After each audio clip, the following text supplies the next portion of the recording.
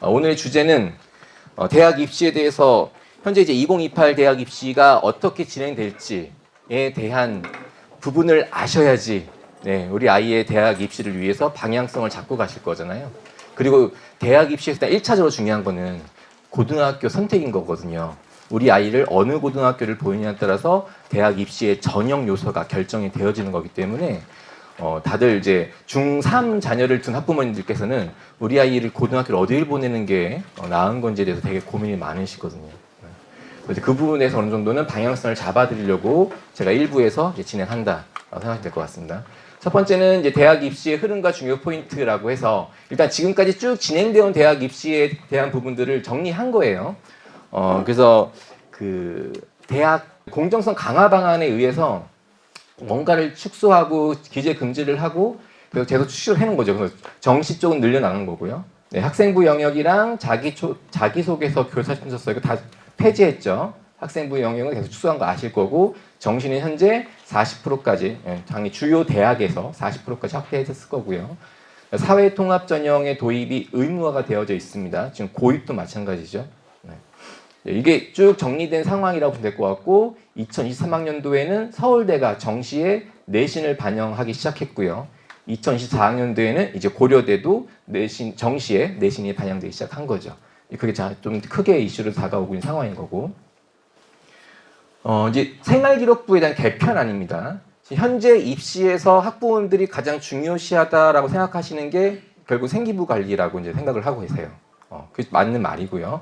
어쨌든 대학 입시는 학생부 교과 전형, 내신 성적으로만 가는 전형도 있고 학생부 종합 전형, 그래서 서류와 성적이랑 같이 해서 가는 전형이 있고 논술 전형이 있고요. 시험 보는 거, 그다음에 정시 수능 전형이 있죠. 그 중에서 어쨌든 학교에 대한 선택은 어느 정도는 학생부 종합 전형에 포인트를 두고 선택하시는 거니까요. 그거는 이제 이 생기부로서 결정이 되는 겁니다. 간단히 말씀드리면은 이제 교과 활동은 이제 성적이겠죠. 성적하고 그다음에 각 과목 선생님 작성해주는 세부 능력 및 특기사항 그것이 과목당 500자가 들어가 있건 되어져 있고요. 종합 의견은 담임선생님이 적어주시는 거죠. 원래 연간 1000자였습니다. 1000자였는데 500자로 훅 대폭 줄여버린 거죠. 그다음 자율활동이 뭔지는 좀 이따 설명해 드리겠습니다만 아시겠죠? 그래도 이것도 연간 1000자였거든요. 얘도 500자로 줄여버렸습니다. 동아리 활동은 개인 동아리랑 정규 동아리 죄송합니다. 동아리 활동은 정규 동아리랑 그다음에 이제 자율 동아리가 있잖아요. 자율 동아리는 안 들어가게끔 했고 미반영이고요. 봉사 활동도 정규 그다음에 이제 개인 봉사 활동하고 교내 봉사 활동이 있잖아요. 근데 대입에서는 개인 봉사 활동은 들어가지 않죠. 교내 봉사 활동만 들어갈 거고 고입에서는 개인 봉사 활동 들어갑니다. 대입에서만 빠지는 거고 진로 활동도 1000자에서 700자로 줄어들었고요. 그다음에 수상 경력, 학교 교내에서 진행되는 모든 교내 수상에 대한 그 경력들은 다 들어가지 않습니다. 독서 활동도 싹 다 빠집니다. 예전에 되게 중요한 요소로서 비율과 챙기는데 되게 중요한 요소였는데 지금 이게 다 안 들어가는 거죠. 근데 이거에 대한 영향력은 분명히 있습니다. 다른 부분에다가 이거에 대한 어떤 포인트를 줘서 내용을 입력하기도 하기 때문에 안 들어간다고 해서 아예 신경 쓰지 않으시면은 좀 더 생기부가 좀 더 풍부해질 수 있는 부분들이 줄어들 수밖에 없는 상황이 될 수 있습니다. 그래서 중학교에서도 좀 아이들이 그래도 학교 교내 대회에 좀 나갈 수 있게끔 좀 해주셔야지 그래야 고등학교도 나갑니다. 자, 이제 변화하는 대학 입시 입학 사정관님들이 생각하시는 부분이죠. 크게 이제 자꾸 자료가 줄어드니까 이제 숫자라는 거는 내신 성적하고 등급이겠죠. 그죠? 그다음에 이수 과목, 자기 진로에 맞는 전문 교과목들에 대한 그런 부분이 상당히 눈에 띄더라는 얘기죠. 이런 요소들 때문에 이게 더더욱 부각이 되고 있다라는 상황이라고 보시면 될 것 같습니다. 그래서 어느 부분에 대한 중요 포인트를 잡아야 되느냐. 일단 이제 수시 정시 전형 변화에 대해서 준비를 해야 되는 건데 일단 수시부터 보시면은 가장 큰 이슈가 내신이죠. 계속 들으셨을 것 같아요, 그죠? 현행 9등급제에서 이제 5등급제로 변화가 된다. 그래서 당연히 특목 자사고 보내는 게 우리 아이들한테 유리할 거다. 그렇죠? 그래서 지금 이번에 전국 단위 자사고도 그렇고 광역 자사고도 그렇고 외고들도 지금 접수하고 있는 학교들도 있고 접수가 끝난 학교들도 있고 하거든요. 고등학교가. 근데 뭐 외국 국제고는 지금 경쟁률이 전년도에 비해서 팍 올라가고 있는 상황이고요. 그다음에 전자사도 작년에 비해서 많이 올랐죠. 한화고가 조금 떨어지긴 했습니다만 상상고 대폭 올랐고요. 외대부고도 지금 내일 마감이긴 한데 벌써 오늘 보니까 3대 1이 넘어갔더라고요, 벌써. 그러니까 지금 전국 단위 자사고들은 많이 올라가고 경쟁률이 올라가고 있습니다. 국제고 외고도 마찬가지고.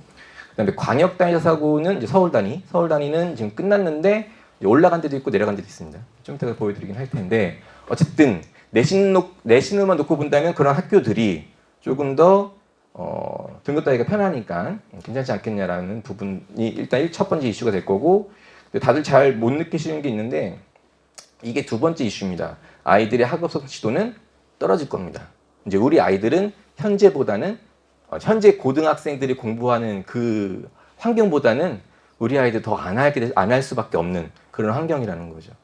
나중에 좀 답답해하실 수 있을 것 같긴 한데 아니 그럴 수밖에 없는 거죠.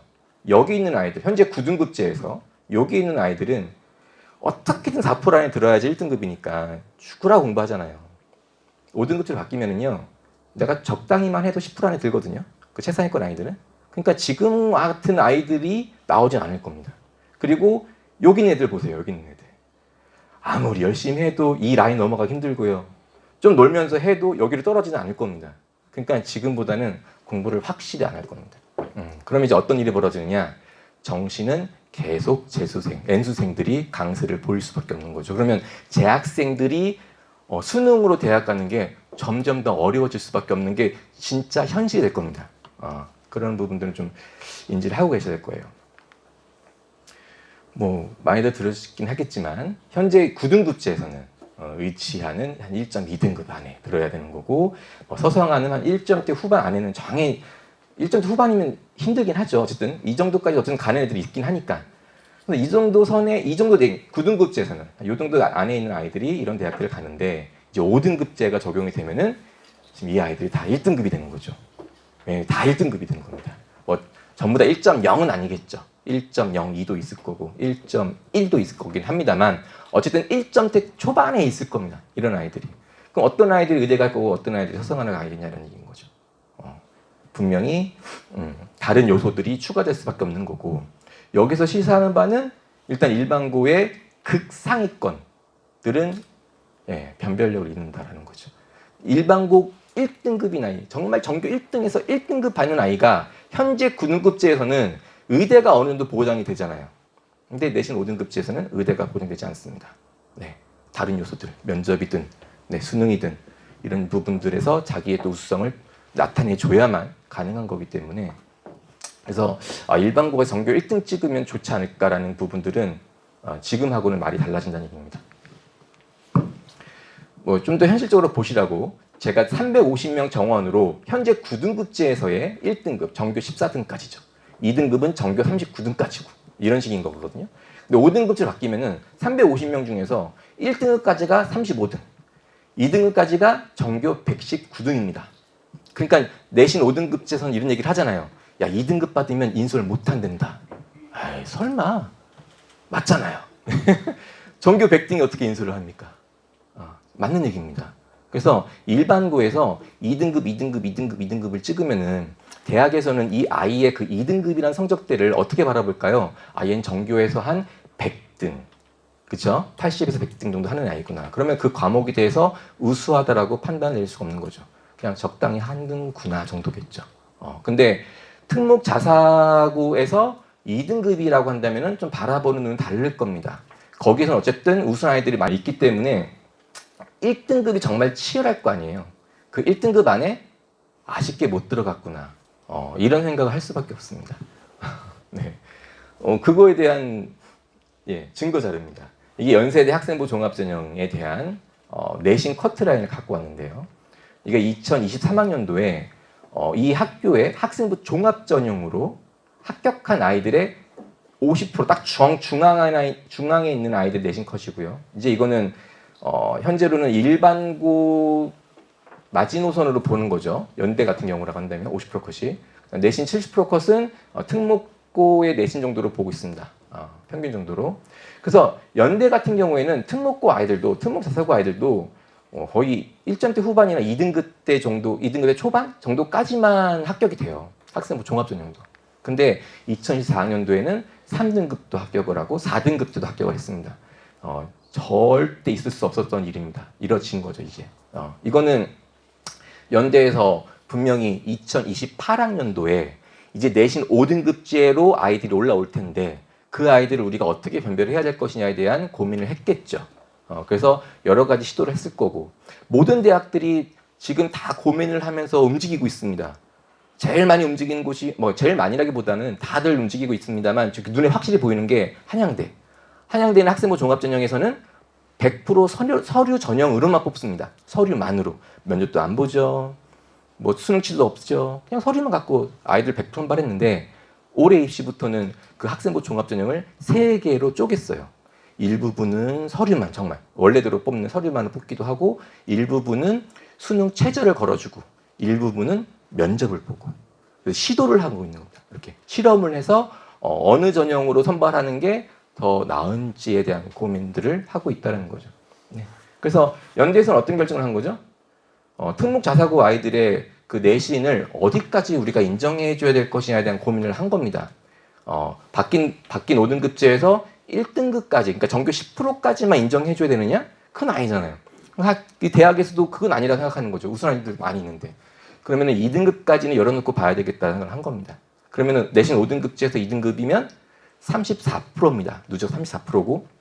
그럼 34%면은 현재 9등급제에서는 4등급이 40%입니다.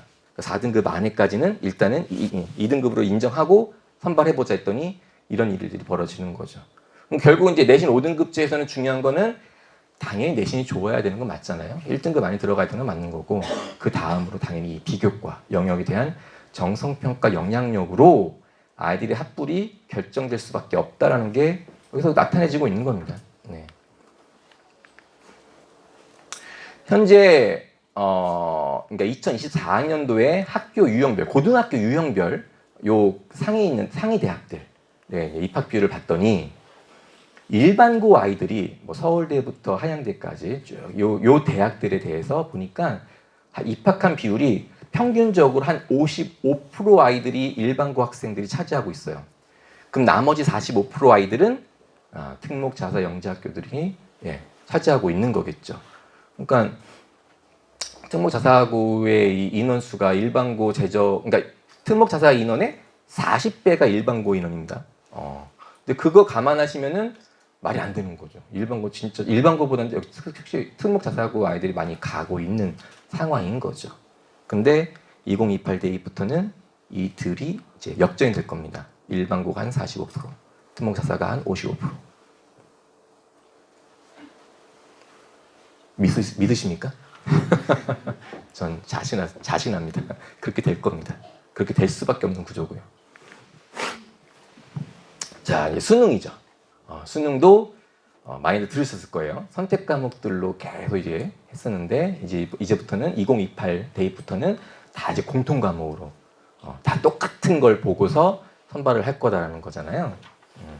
그리고 지금은 이과 아이들은 그래도 과학 과목만 선택해도 되고 문과 아이들은 사회 과목만 선택해도 되는데 바뀐 2028학년도부터는 모든 아이들이 사회 과학을 다 봐야 됩니다만 1학년 것만 보죠. 네, 1학년 건 봅니다. 아니 그 공대를 가려고 하는데 물리 1, 물리 2를 여기서 수능에서는 절대 파악할 수가 없는 거죠. 이 아이의 성적이 진짜 수능만으로 가지고서 학생들 선발한다고 하면은 아이들은 이것만 공부할 거예요. 1학년 과학 사회만. 수학도 문과 수학 미적분 2 안 할 거란 말이죠. 그렇죠? 그렇기 때문에 미적분 기하, 이거 상징적인 의미고요. 어쨌든 이런 과목들의 이수 여부, 어디서 이수 여부죠? 학교에서. 그렇죠? 학교에서의 이수 여부가 되게 중요해졌다라는 겁니다. 그러니까 서울대가 이미 움직였고 코대도 같이 움직이고 있고 연대도 내년에 교육과 들어올 거고 앞으로 계속 들어오지 않겠냐는 얘기죠. 안 들어올 수가 없습니다. 자, 이게 서울대 2028학년도에 대학 입학 전형을 어떻게 할 것인지를 이제 발표했었죠. 올해 초에 발표한 겁니다. 근데 어느 대학에서도 발표하지 않거든요. 2028 대학 입시면은 올해 할 이유가 없는 거죠. 내후년에 해도 되는데 어찌됐든 발표를 했습니다. 우리는 이런 방향으로 갈 거다. 그래서 보시면은 뭐 수시 지역균형 선발 수능 최저학력 기준을 폐지하겠다. 이거는 큰 이슈는 아니고요. 이제 이 부분은 그 뭐죠? 지방 학생들도 좀 최대한 뽑아주려고 노력하겠다. 뭐 이렇게 생각하시면 됩니다. 보통 수능 최저에서 다 떨어지는 게 이제 지방 아이들 쪽이기 때문에 그쪽 아이들 좀 어느 정도 보완해줄 거죠. 이게. 그다음에 정시에 같은 등급을 동일하게 인정하겠다. 이건 엄청 큰 겁니다. 이거 들어보셨습니까? 그러니까 1등급이면 100점의 1등급이든 84점의 1등급이든 똑같이 1등급을 치겠다는 얘기입니다. 수능도. 여기서 이제 이게 지금 큰 이슈인 거죠. 이렇다면은 네, 수능을 100점을 맞을 필요까지는 없다는 얘기입니다. 그다음에 서류 평가 전문화 그리고 심도 있는 검증 면접, 그다음에 수시 직윤 선발 인원 확대. 지금 현재는 2명인데 3명까지 확대하겠다는 얘기인 거고요. 그것보다는 어쨌든 면접 부분을 그 수시 전형에서 면접을 강화하겠다라는 게 서울대에서 얘기하고 있는 거고요. 대학 수학 능력 시험의 비중을 대폭 줄이겠다. 이거는 이 얘기입니다. 정시를 같은 등급을 동일하게 인정하겠다는 얘기는 정시에서 수능의 비중이 확 줄어드는 겁니다. 네. 그다음에 그 40%라는 비율도 좀 교육당국하고 협의해서 좀 축소하고 싶다라는 거죠. 확정 안 됐습니다만 축소하고 싶대요. 이게 어떻게 될지 모르겠습니다. 자, 어느 정도 정리를 해보면 수시는 역량 평가를 강화시키겠다. 어쨌든 수시는 서울대는 다 종합 전형입니다.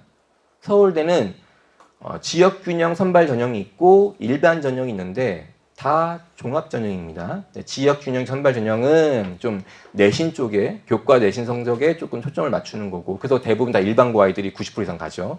그다음에 일반 전형은 서류 평가에 좀 초점을 맞추고 요건 대부분 다 특목 자사 아이들이 들어갑니다. 일단은 아까 말씀드린 대로 수능 취소 폐지하겠다고 했고요. 지균에만 수능 취소가 있습니다. 일반 전형은 수능 취소가 없고 그러니까 아예 그냥 수시 전형에서는 수능 취소를 없애겠다 이겁니다. 그리고 수시 지균 고교별 추천 인원을 확대하겠다. 그러니까 지역균형 선발 전형은 대부분 일반고 학생 선발한 전형이고 그다음에 일반 전형은 특목고 아이들 선발한 전형인데 인원수가 이 일반 전형이 훨씬 많아요. 그 비율을 조금 더 일반 전형에 있는 인원을 수시 직윤 전형으로 좀 옮기겠다라는 거고요. 그러니까 일반고 학생들에 대한 좀 배려를 하겠다는 얘기겠죠. 그 다음에 면접은 이건 되게 복잡하게 되어 있는데요. 어쨌든 뭐 개방형 문제를 가지고, 그러니까 현재는 재시문 면접입니다. 재시문을 주고 논술처럼 구술로 대답을 하는 거긴 한데요. 그 부분을 지양하고 좀 개방형 문제를 가지고서 아이들의 역량을 평가하는 그런 식으로 면접을 바꾸겠다라는 겁니다.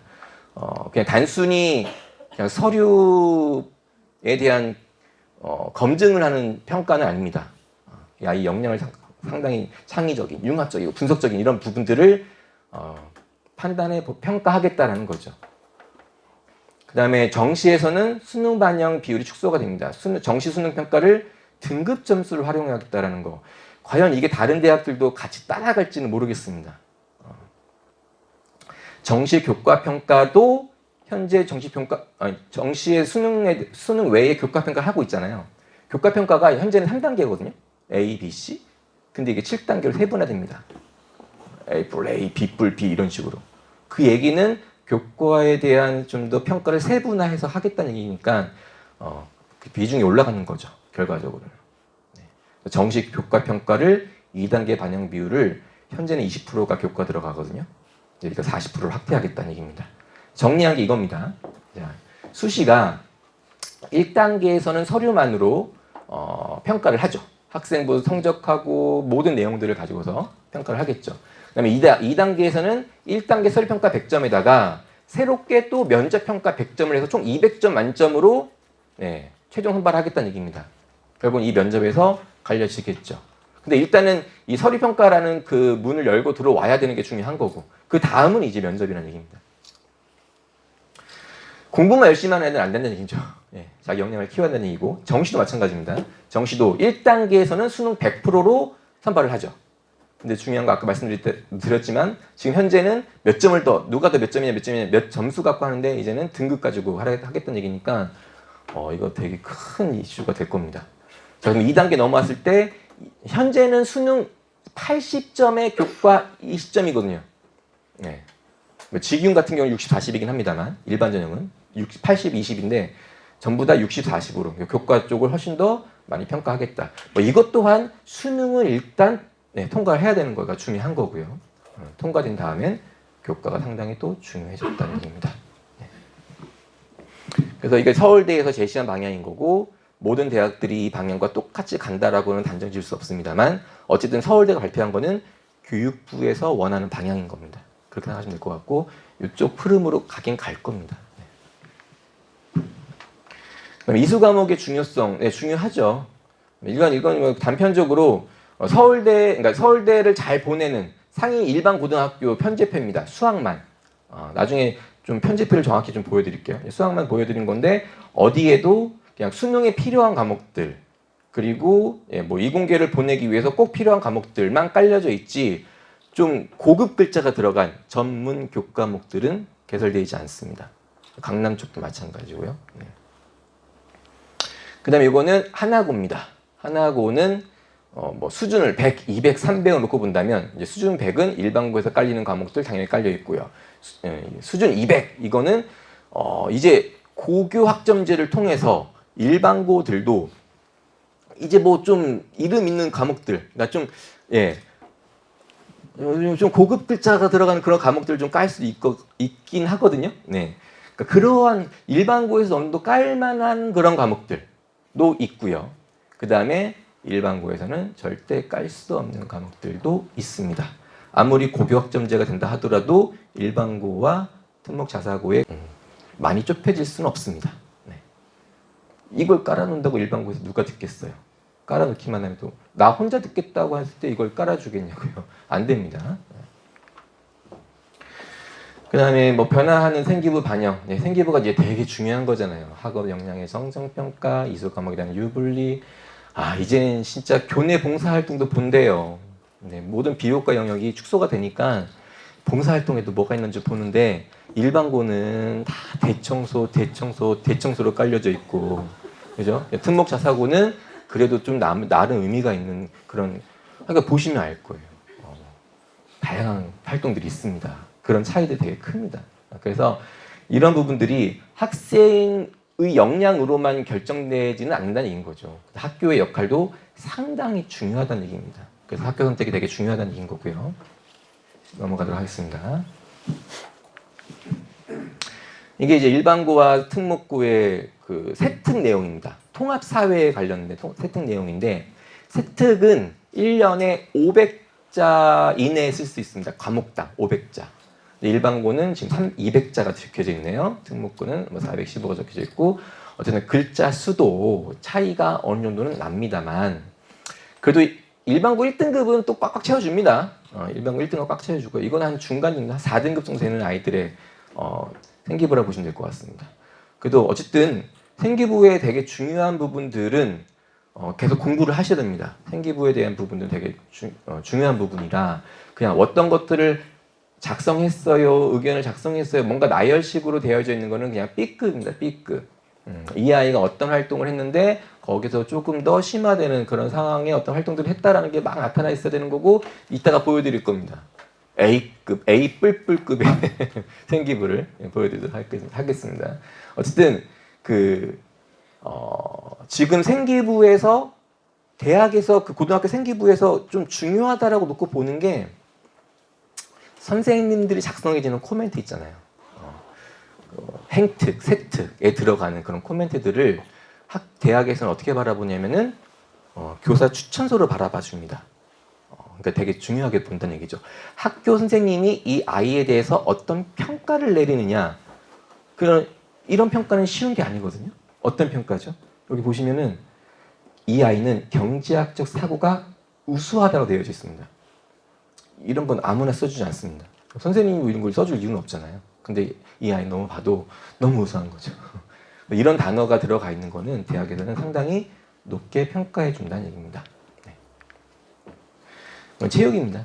체육이 뭐 얼마나 중요하겠습니까만은 읽어보시면은 언행이 바르며 명랑한 얼굴로 그부들에게 친절하게 대하는 이건 행특입니까? 체육 얘기는 하나도 없습니다. 네. 근데 특목고는 또 그렇지 않죠. 네. 그래서 그 교직원들의 마인드 자체도 상당히 차이가 있다라는 겁니다. 그러니까 특목고 보내시라는 얘기입니다. 네. 지금과 같이 입시가 막 변화하는 시기에는 그 변화하는 입시에 빨리 적응하는 학교를 보내시는 게 유리한 겁니다. 그게 특목 자사고라는 얘기인 거죠. 자, 고교학전제 2028 대입 변화. 자, 우리 아이들은 도대체 어떤 변화가 있겠느냐라는 거고. 현재 고등학교 선택에 대해 설명해 드릴 겁니다. 내신 9등급제에서 지금 현재 고등학교 선택하는 기준은 아주 명확합니다. 우리 아이 성향을 보고서는 우리 아이는 진짜 내신만큼은 어디를 가도 전교 1등을 하는 아이예요. 근데 너무 소심해 애가. 활동 같은 건 잘 안 해. 주위에 무슨 관심 없어. 근데 공부만 열심히 하는 거죠. 그런 애들 어디로 보내야 돼요? 일반고 보내셔야죠. 그렇죠? 일반고 보내셔서 학생부 교과 전형으로 내신 등급을 잘 따서 대학을 보내셔야 되겠죠. 그때 삐끗해버리면은 네, 큰일 납니다. 그죠? 그 다음에 반대로 우리 아이는 인싸죠. 성적도 좀 괜찮고 잘하는데 인싸예요. 네, 뭐 학교 회장도 하고 있고, 이건 내가 부모로 봤을 때는 이 아이는 어딜 갖다 놔도 잘 살 것 같은, 잘 버티고 살 것 같은 그런 아이들, 좀 자기 주도적인 아이들, 네, 그런 아이들은 보내셔야죠. 특목고랑 수시형 자사고 쪽으로 보내시는 게 맞는 거고, 우리 아이는 똑똑해요. 똑똑한데 자기 걸 잘 못 챙기고 맨날 준비물 잊어버리고 다니고 그런 아이들 있잖아요. 관심도 없고 뭐든가 근데 똑똑해요. 그런 애들은 정시 수능으로 가셔야죠. 그런 애들 많습니다. 학부모님들 그런 기대는 많이 하시더라고요. 그래도 우리 아이 똑똑할 거야. 그렇죠? 그래서 이제 정시를 보내는 거죠. 네. 근데 이제 지금 이제 5등급제로 바뀌게 되면서부터는 이제 이 레파토리가 성립이 안 된다는 얘기입니다. 평범한 일반고를 보내서 내신 1등급을 맞춰야지라고 했더니 그 내신 1등급이 어떤 이점이냐 이거죠. 전교 34등 안에 드는 아이일 뿐이에요, 이 아이는. 그죠? 특목고 보내면 되죠. 특목고 보내면 되는데 일반고에서는 1등급 받는다고 해서 네. 그게 과연 어떤 이점이 있겠냐는 얘기입니다. 특목고 수시형 자사고에 보내는 것도 약간은 이제 생각해보면 고교학점제니까 이제 일반고에서도 그런 고급 과목들을 깔 수 있으니까 뭐 일반고도 마찬가지 아닐까? 학교 편제가? 그래서 좀 교육과정의 차이가 어느 정도는 줄어들 수는 있습니다. 그런 부분에서는 조금 이점에 대한 물음표가 하나 정도 생깁니다만 많이 좁히지 않습니다. 자, 그 다음에 갓반고. 갓반고도 있고 잣반고도 있던데요. 들어보셨어요? 요새 처음 들어봐요. 저도 처음 들었어요. 갓반고는 정말 그 아이들이 경쟁이 심한, 그러니까 잘하는 아이들이 많이 있는 학교들. 여기 대치동에 있는 다 갓반고죠, 일반고들은. 그 다음에 평범한 일반고. 그 다음이 잣반고랍니다. 평범한 일반고도 안 되는. 네. 아니, 학부모님도 이렇게 쓰시더라고요. 어쨌든, 네. 그 갓반고나 정시형 자사고도 큰일 난 거죠. 보통 정시형 자사고 같은 경우에는 빠르면 고1 여름방학 때 결정합니다. 1학기 시험 딱 보고 나서 우리 아이들은 이 내신으로는 의대 안 되겠네. 정시로 가자. 보통 이제 1학년 2학기 겨울방학 끝나고 대부분이 그때 이제 결정을 하죠. 1학년 거 딱 끝내고 나서 여기서 아무리 올려봤자 의대 보낼 수가 없네요. 학생부로는. 그럼 정시로 가야죠. 그러면서 이제 정시 쪽으로 준비를 하는 거죠. 그럼 정시 준비는 그 수능에 나오는 수능 교과목들만 제대로 챙기면 되는 거죠. 수능 교과목만 제대로 챙겨야죠. 그거는 학교 내에서도. 그 외에 수행평가 같은 것들은 챙길 필요가 없는 거죠. 그래서 그런 게 이제 정시 준비하는 겁니다. 그런데 이제 아니잖아요. 정시에서도 수능뿐만이 아니라 교과를 평가를 한다고 하니 물리 그쵸? 여러 과목들에 대한 내신을 또 챙겨야 한다는 얘기입니다. 끝까지 3학 1학기까지 챙겨야 한다는 얘기인 거고 학교 활동들도 어느 정도 세특에 들어가는 내용들까지도 볼 거기 때문에 정시에만 올인할 수 있는 환경이 아니라는 거죠. 그런 부분 때문에 여기도 도대체 어떻게 해야 되느냐, 그 비중을 어떻게 해야 되느냐에 대한 고민을 할 수밖에 없는 겁니다. 어쨌든 어떤 전형을 선택을 하든 학생부 교과 전형, 종합 전형, 아니면 정시 전형 어떤 전형을 선택을 하든 아이들이 해야 되는 건 다 똑같습니다. 정시를 준비한다 해도 내신 5등급제에 대한 등급 확보해놔야 됩니다. 서울대 못 갑니다. 안 챙겨 놓으시면. 적절한 교육과정 선택하셔야죠. 수능만 준비하면 안 되는 거잖아요. 미적분 해야 된다니까요. 물리2까지 해야 된다니까요. 공대 보내시려면. 비교과 활동 잘 챙겨야 되는 거고 어느 정도는. 네. 그리고 수시로 간다 하더라도 수능 최저가 또 뭐 강화된다는 말이 있잖아요. 그런 부분 때문에 수능도 신경을 써야 되는 거고 어떤 전형을 하든 준비해야 될 건 똑같다. 뭐죠? 다 준비하는 얘기입니다. 그러니까 우리 아이들은 대학 가는 게 지금보다는 더 복잡해졌고 더 힘들어질 수 있습니다. 이런 상황일수록 정신 똑바로 차리시고 어느 방향으로 아이들을 끌고 갈 것인지에 대한 선택을 하셔야 되는데 그거에 대한 정답은 제가 드리는 게 아닙니다. 어머니께서도 여러 설명회를 다니시면서 정보들을 얻으시고 거기서 나름대로 정답을 찾으셔야 되겠죠. 최선의 대안을 찾으셔야 되겠죠. 자, 어쨌든 이런 혼란스러운 상황에서 올해 서울광역단위 자사고의 경쟁률이 이렇게 나왔죠. 최종 경쟁률.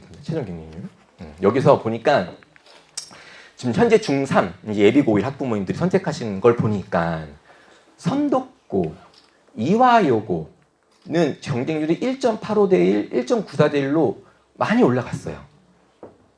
그리고 가까운 데에 중동고도 1.78대 1 올라갔고요. 배제고도 1.61대 1까지 많이 올라간 형태입니다.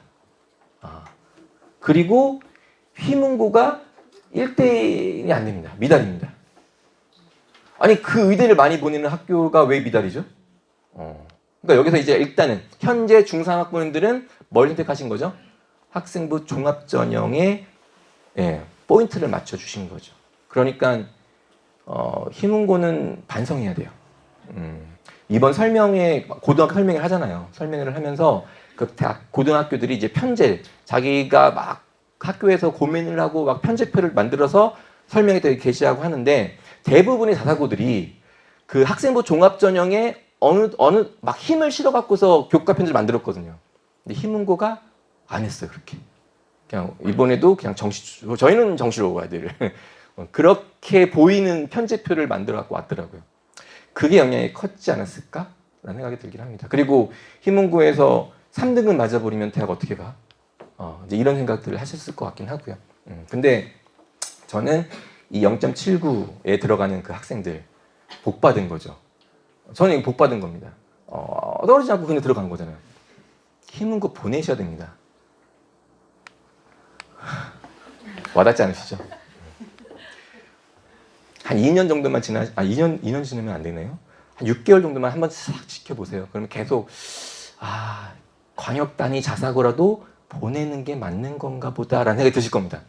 지금은 당장은 내신이 중요하니까 휘문고 3등급 받으면 안 됩니다. 3등급 받으면 안 됩니다. 그러면 정시로 가셔야죠. 그럼 정시로 갔을 때 3등급이면 서울대 못 가는 거 아닙니까? 그건 잘 모르겠습니다. 갈 수도 있습니다. 네, 휘문고니까요. 알겠죠? 네. 어쨌든 학부모님들 생각하시는 게 고등학교를 결정하실 때 뭔 생각을 하시냐면 우리 아이가 전교생의 한 2분의 1에서 조금 위에 요 정도 있다라고 생각하시더라고요. 그러니까 그 정도의 아이를 갖다 놓고 고등학교 생각하시더라고요. 그러니까 이제 보수적으로 판단할 수밖에 없는 거죠.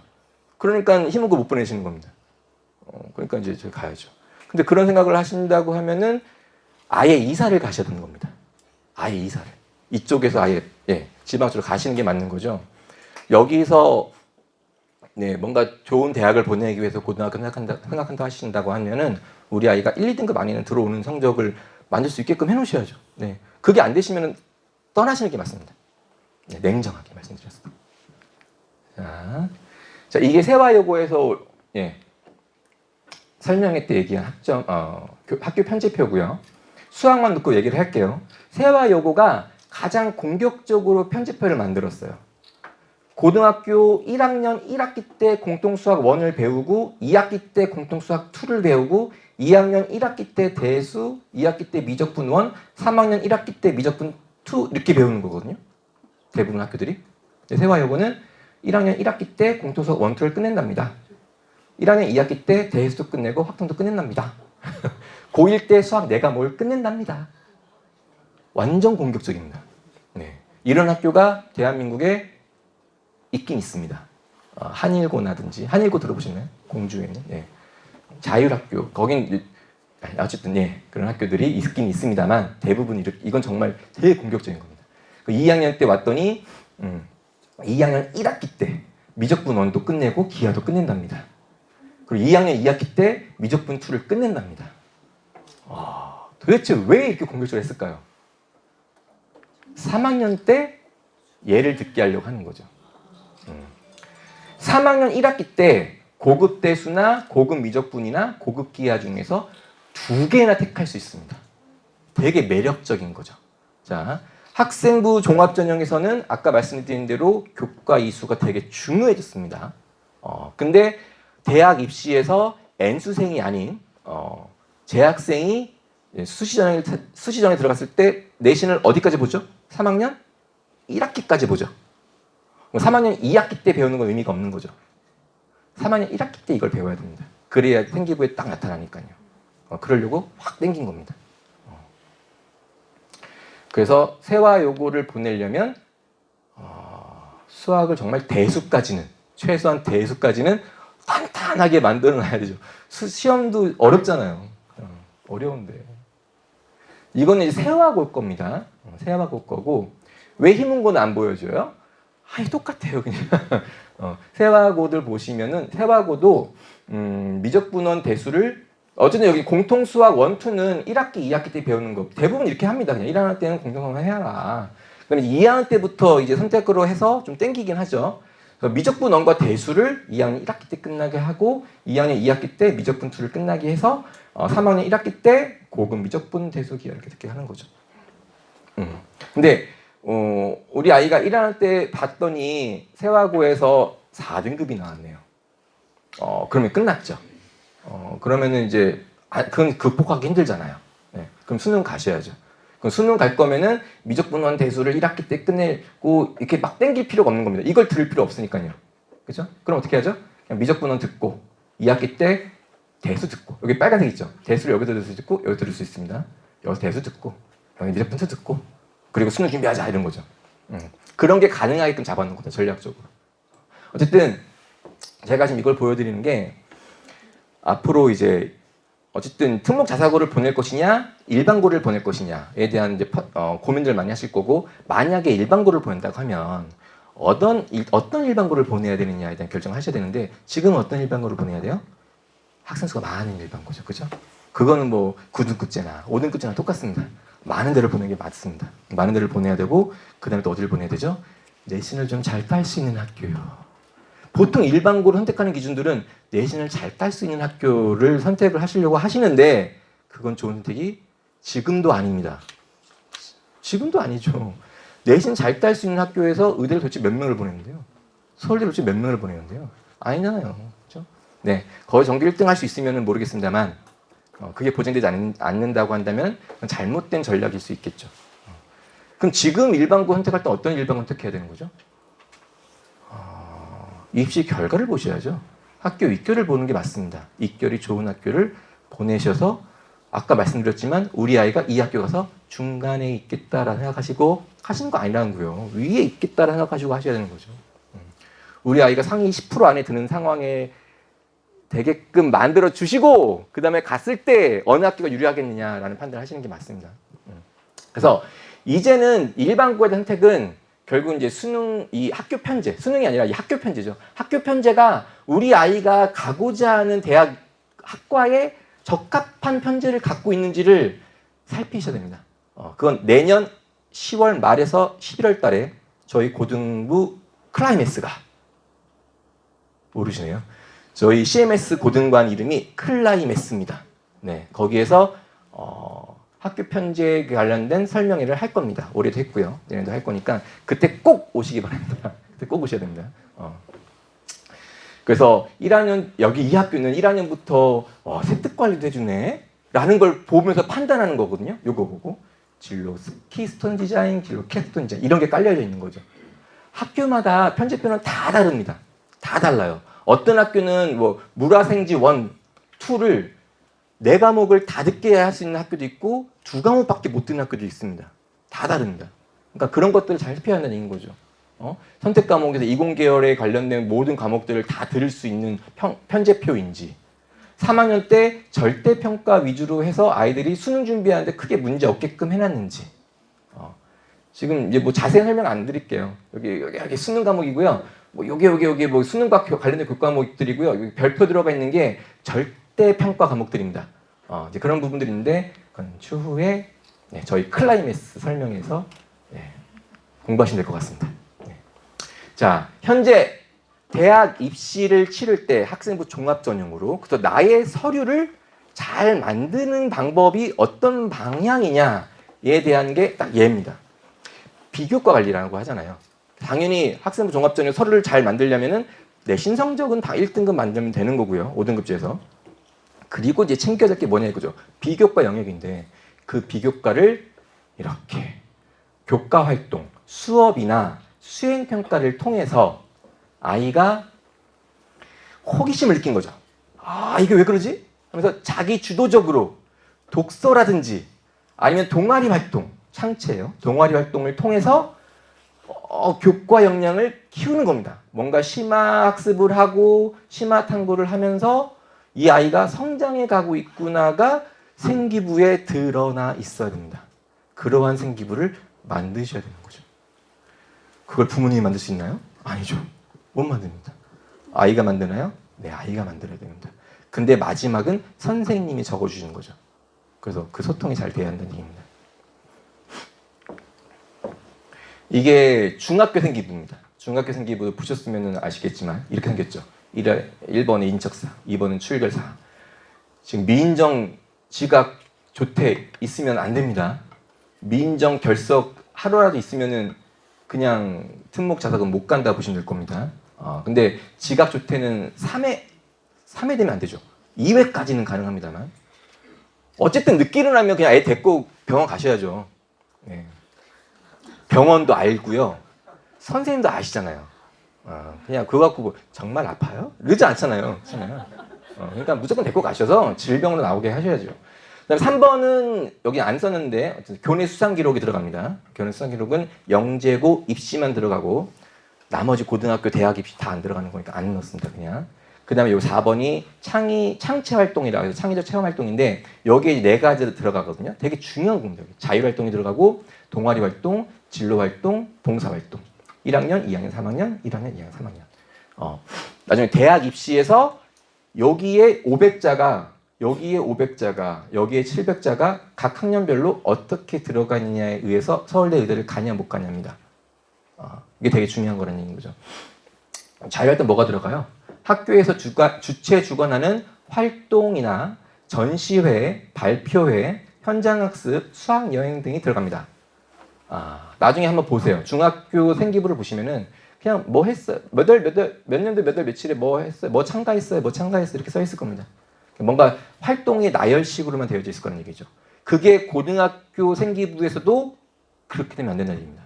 그렇게 되면 경쟁력이 아예 없는 겁니다. 그건 C급입니다. C급. 네. 거기도 뭔가 채워줘야 되는 거고. 동아리는 그나마 좀 채워져 있죠. 동아리 활동에서 한 부분들이 들어가 있으니까. 진로 활동은 학교 교육계획 일정에 따른 진로 캠프 및 직업 체험입니다.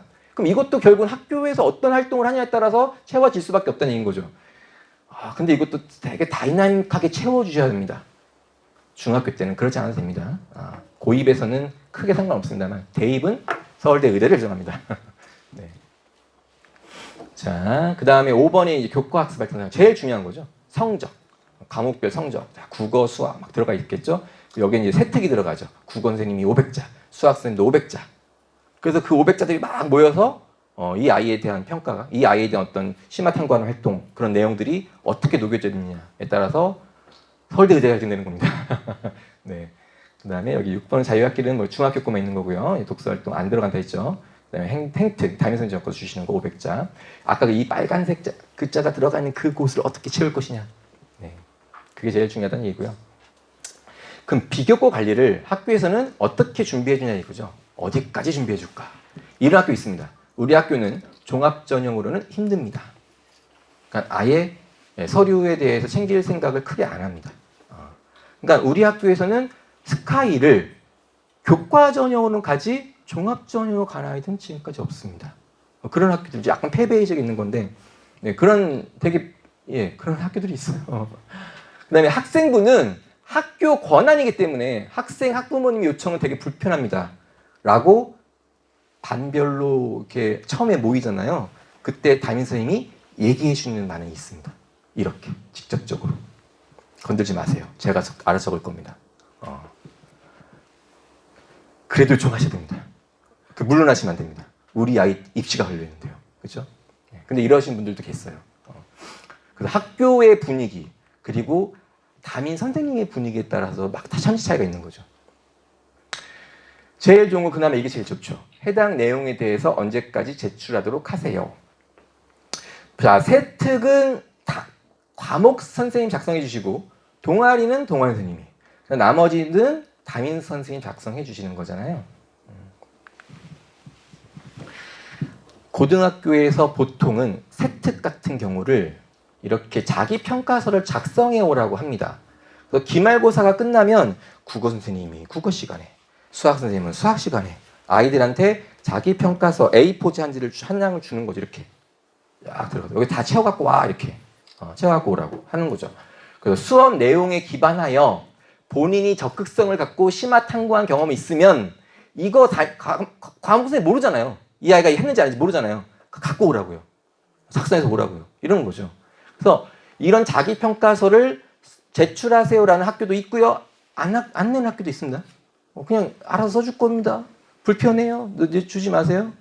이거 교권 침해입니다. 이런 네. 아시겠죠? 이건 상상국 거죠. 어쨌든 이건 어떤 과목별로 이런 심화 탐구하는 내용들을 작성하고 오게끔 하고요. 그런 걸 잘 이제 작성해 주면은 선생님들 그걸 바탕으로 해서 마무리 작업을 해주시는 거고. 그래서 비교과 준비는 이걸 어떻게 채울 거냐에 대한 준비가 비교과 준비입니다. 그럼 이거는 학교 기말고사 끝나면 준비하면 되는 건가요? 안 되죠. 평상시에 이걸 만들어내야 됩니다. 만들어 놓고 이제 기말고사 끝나고 일주일 동안 과목별로 작성을 하는 거거든요. 만들어 놔야죠. 그렇습니다. 그래서 마지막으로 의대 탑 자사고 상상고죠. 이게 자사고들인데요. 자사고는 다 경쟁률이 올라간다라고 보시면 될 것 같습니다. 학생부 종합전형에 좀 이렇게 유달리 좋은 학교들은 더 올라갈 거고요. 그리고 이 상상고 있잖아요. 상상고는 정시형이에요, 수시형이에요? 라고 하면 정시형이라고 하시죠. 2024년도에 서울대를 정시로 33명을 보냈고요. 수시로 3명을 보냈습니다. 그럼 상상고는 정시형 학교죠. 근데 아닙니다. 상상고는 수시형 학교입니다. 애들이 정시를 잘 가서 그런 거지. 아니 서울대를 3명밖에 못 갔잖아요. 아닙니다. 정교 이게 중복도 있을 테니까 하여간 의대를 수시로 45명을 보냈습니다. 재학생만요. 엄청 보낸 겁니다. 희문고에서 의대를 많이 보내도 수시로 보낸 애들은 10손가락 안에 합니다. 10손가락 안에. 네, 그렇죠. 그래서 서울대를 수시로 갈 수 있는 아이들이 의대를 간 거거든요. 그렇게 보시면 됩니다. 경기 외고 있죠. 현재는 외국어 고등학교입니다. 이 학교도 전국 단위 자사고로 전환하겠다라고 얘기를 했죠. 그래서 추진을 하고 있습니다.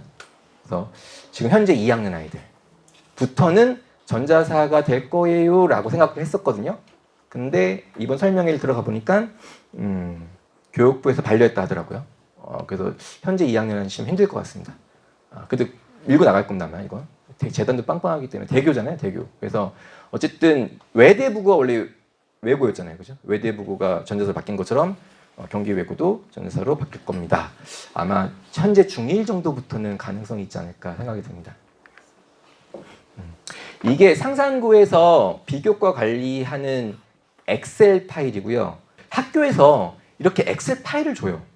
그래서 아까 보여드린 것들이 대부분 일반고들도 요 세특은 작성해 갖고 오라고 해요. 세특은. 근데 나머지 창차 활동들까지 작성하라고 하지 않습니다. 근데 메이저급 자사고들은 나머지 것들도 다 작성해갖고 오라고 하고요. 그냥 작성해 오세요도 아니죠. 학교에서 알고 있는 팁들을 다 제시를 해줍니다. 팁들을 주고 거기에 맞춰서 작성해갖고 와라. 네, 마무리 지어야 되겠죠. 네, 특목 자사고의 경쟁력. 어쨌든 특목 자사고를 준비시키는 그 경험 자체가 대학 학생부 종합전형의 입시를 미리 경험하게 하는 거기 때문에 충분히 가치가 있는 거 아시죠? 네, 면접도 준비하고. 습관. 중학교 때 아이들 공부하는 습관 준비하셔야 됩니다. 아이들이 나중에 어쨌든 학생부 관리를 해야 되는데, 학생부 관리라는 게 뭐냐면 신경을 써야 되는 거라고요. 학생부에 대한 신경을 써야 되는데, 특목 자사고를 준비하면은 자연스럽게 신경을 쓸 수밖에 없어요. 내신 관리 해야 되는 거고, 생기부 관리 해야 된다고요. 독서라든지 뭔가 채워야 되는 거고, 교과에 대한 학업 영상을 키우려고 노력할 거고요. 그런 습관들을 이미 중학교 때 만들어 놓고 고등학교 가면은 그냥 사춘기에, 그죠? 아이 사춘기인데도 알아서 할 거라는 얘기인 거죠. 환경 정말 좋죠. 그리고 기숙사도 있죠. 전자사는 기숙사가 있잖아요. 그 비교과 관리를 이 아이들은 상산고, 외대부고, 화나고 이 아이들은 언제 해요? 비교과 관리를 이때 합니다. 정규 수업이 뭐 5시에 끝났어요. 학교 5시에 끝났습니다. 그 다음에 이제 기숙사 가야 될 거 아니에요. 밤 11시 전까지는 못 들어갑니다. 그럼 학교 밖에 나갈 수 있나요? 못 나갑니다. 이 아이들 학교 내에서 오후 5시부터 11시까지 뭔가를 그냥 방황을 해야 되는 거죠. 그때 독서실을 가거나 아니면 같은 동아리 아이들끼리 만나거나 해서 이 비교과를 채우는 겁니다. 자연스럽게 그걸 채우게 되어 있습니다. 네, 그런 환경이 잘 갖춰져 있는 아주 메리트 있는 학교라는 거죠. 저는 여기까지 하겠습니다. 네, 감사합니다. 안녕하세요. 저는 중둔간 안살림을 책임지고 있는 부원장 임지고요. 저희 원감님이 원래 되게 오래 하신다고, 한 70분 정도 하신다고, 그래서 제가 시간을 줄여야 되나 이러고 있었는데 아까 전에 스톱워치를 냈더니 한 55분 만에 끝내주셨더라고요. 그래서 제 시간을 많이 줄이지는 않아도 될 것 같아서 다행이라고 생각하고 있습니다. 제가 맡은 부분은 저희 프로그램 설명이고요. 크게 이제 선행학습에 대한 부분하고 그 다음에 내신 관리에 대한 부분하고 2가지 정도 나눠가지고 제가 설명을 해드리려고 해요. 그래서 처음에 요거를 좀 준비했는데 글씨가 작아서 보이실지 모르겠는데 학생 성적표고요. 조금 힌트를 드리자면 3월 모의고사 점수가 96점인 학생입니다. 96점인 학생이고, 그래서 전국 기준으로는 한 1.4%, 상위 1.4%로 당연히 1등급인 학생인데요. 교내 성적으로는 100분위가 9%입니다. 그러니까 어떤 걸 눈치채셨을 거냐면 강남에 있는 고등학교겠는데? 라는 생각을 좀 하실 수 있을 거예요. 그래서 다른 부분을 또 봤더니 이 친구는 보는 모의고사마다 다 1등급입니다. 지금 봤던 게 오른쪽에 있는 게 이제 전국 기준의 성적표고 다 1등급, 1등급, 1등급, 1등급 이렇게 나오고 있는 상황인데, 이게 학교 성적표거든요. 학교 중간고사, 기말고사 성적표인데 이렇게 잘하는 친구가 심지어 99.64%, 98% 이렇게 전국 기준으로 이 정도 되는 친구가 3등급이 하나가 있어요. 성적표에.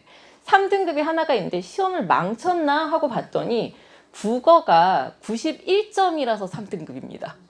그래서 이걸 보고 만만치 않은 학교겠는데 최소한 뭐 전자사나 아니면 강남에 있는 이제 갓방고겠거니 이제 생각을 하셨을 건데, 정답을 말씀드리면 단대부고 성적표고요. 이게 이제 5등급은 아니고 이제 9등급 기준으로 해서 거기 1등급을 찍고 있는 학생이 이제 성적표라고 보시면 되는데, 굉장히 빡빡한 게 좀 보이실 거예요.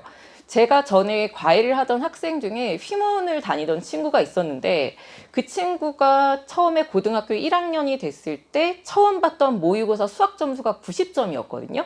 근데 90점이어서 당연히 전국 기준으로는 1등급이 나왔었는데 학교에서 등급이 9등급 중에 4등급? 거의 5등급?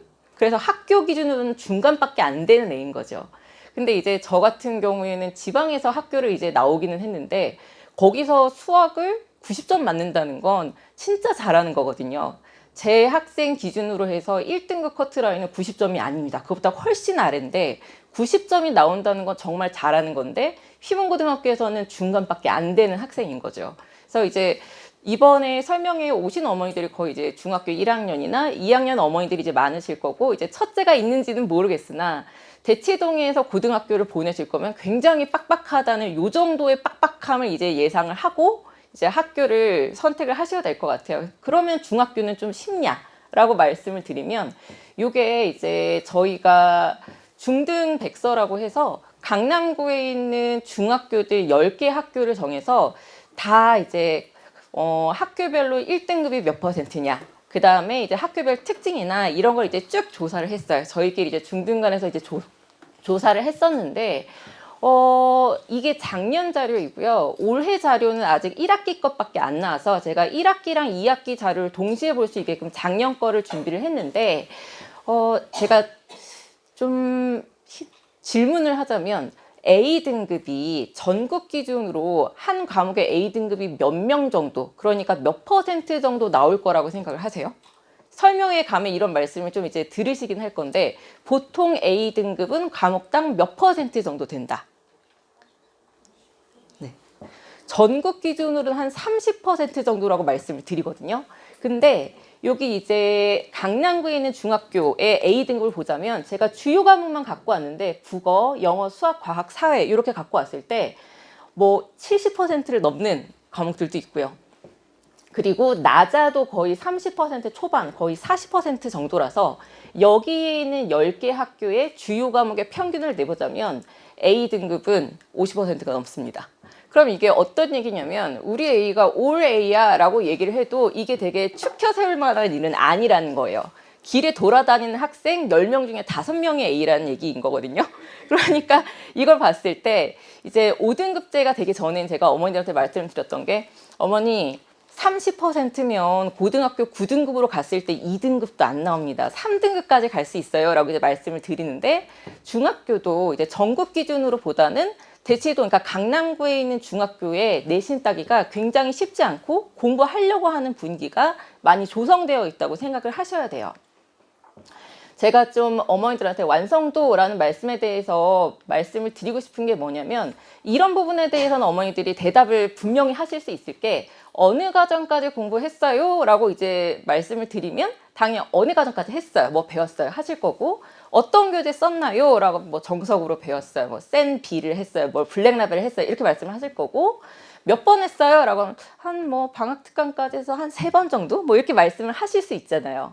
근데 그래서 아이가 얼마나 잘해요 어머니? 라고 이제 말적인 부분이 있다는 거죠. 그래서 제가 CMS 오기 전에 이제 다른 학원에서 되게 오래 근무를 했었고, 거기에서 실제로 이제 입학 테스트 상담을 제가 진행하기도 했었는데, 그런 말 되게 안 믿어요. 어느 학원에서 공부했고요, 탑반이고요, 무슨 교재 썼고요, 저희 애가 4학년 때 뭘 했는데요, 이런 말씀은 이제 제가 믿지 않는 게, 어머니 그거는 현재 아이의 성적이 어느 정도고 어느 정도 잘하는 아이인지를 증명할 수 없어요. 그러니까 와서 테스트를 보세요 라고 이제 말씀을 하시는 부분이 있거든요.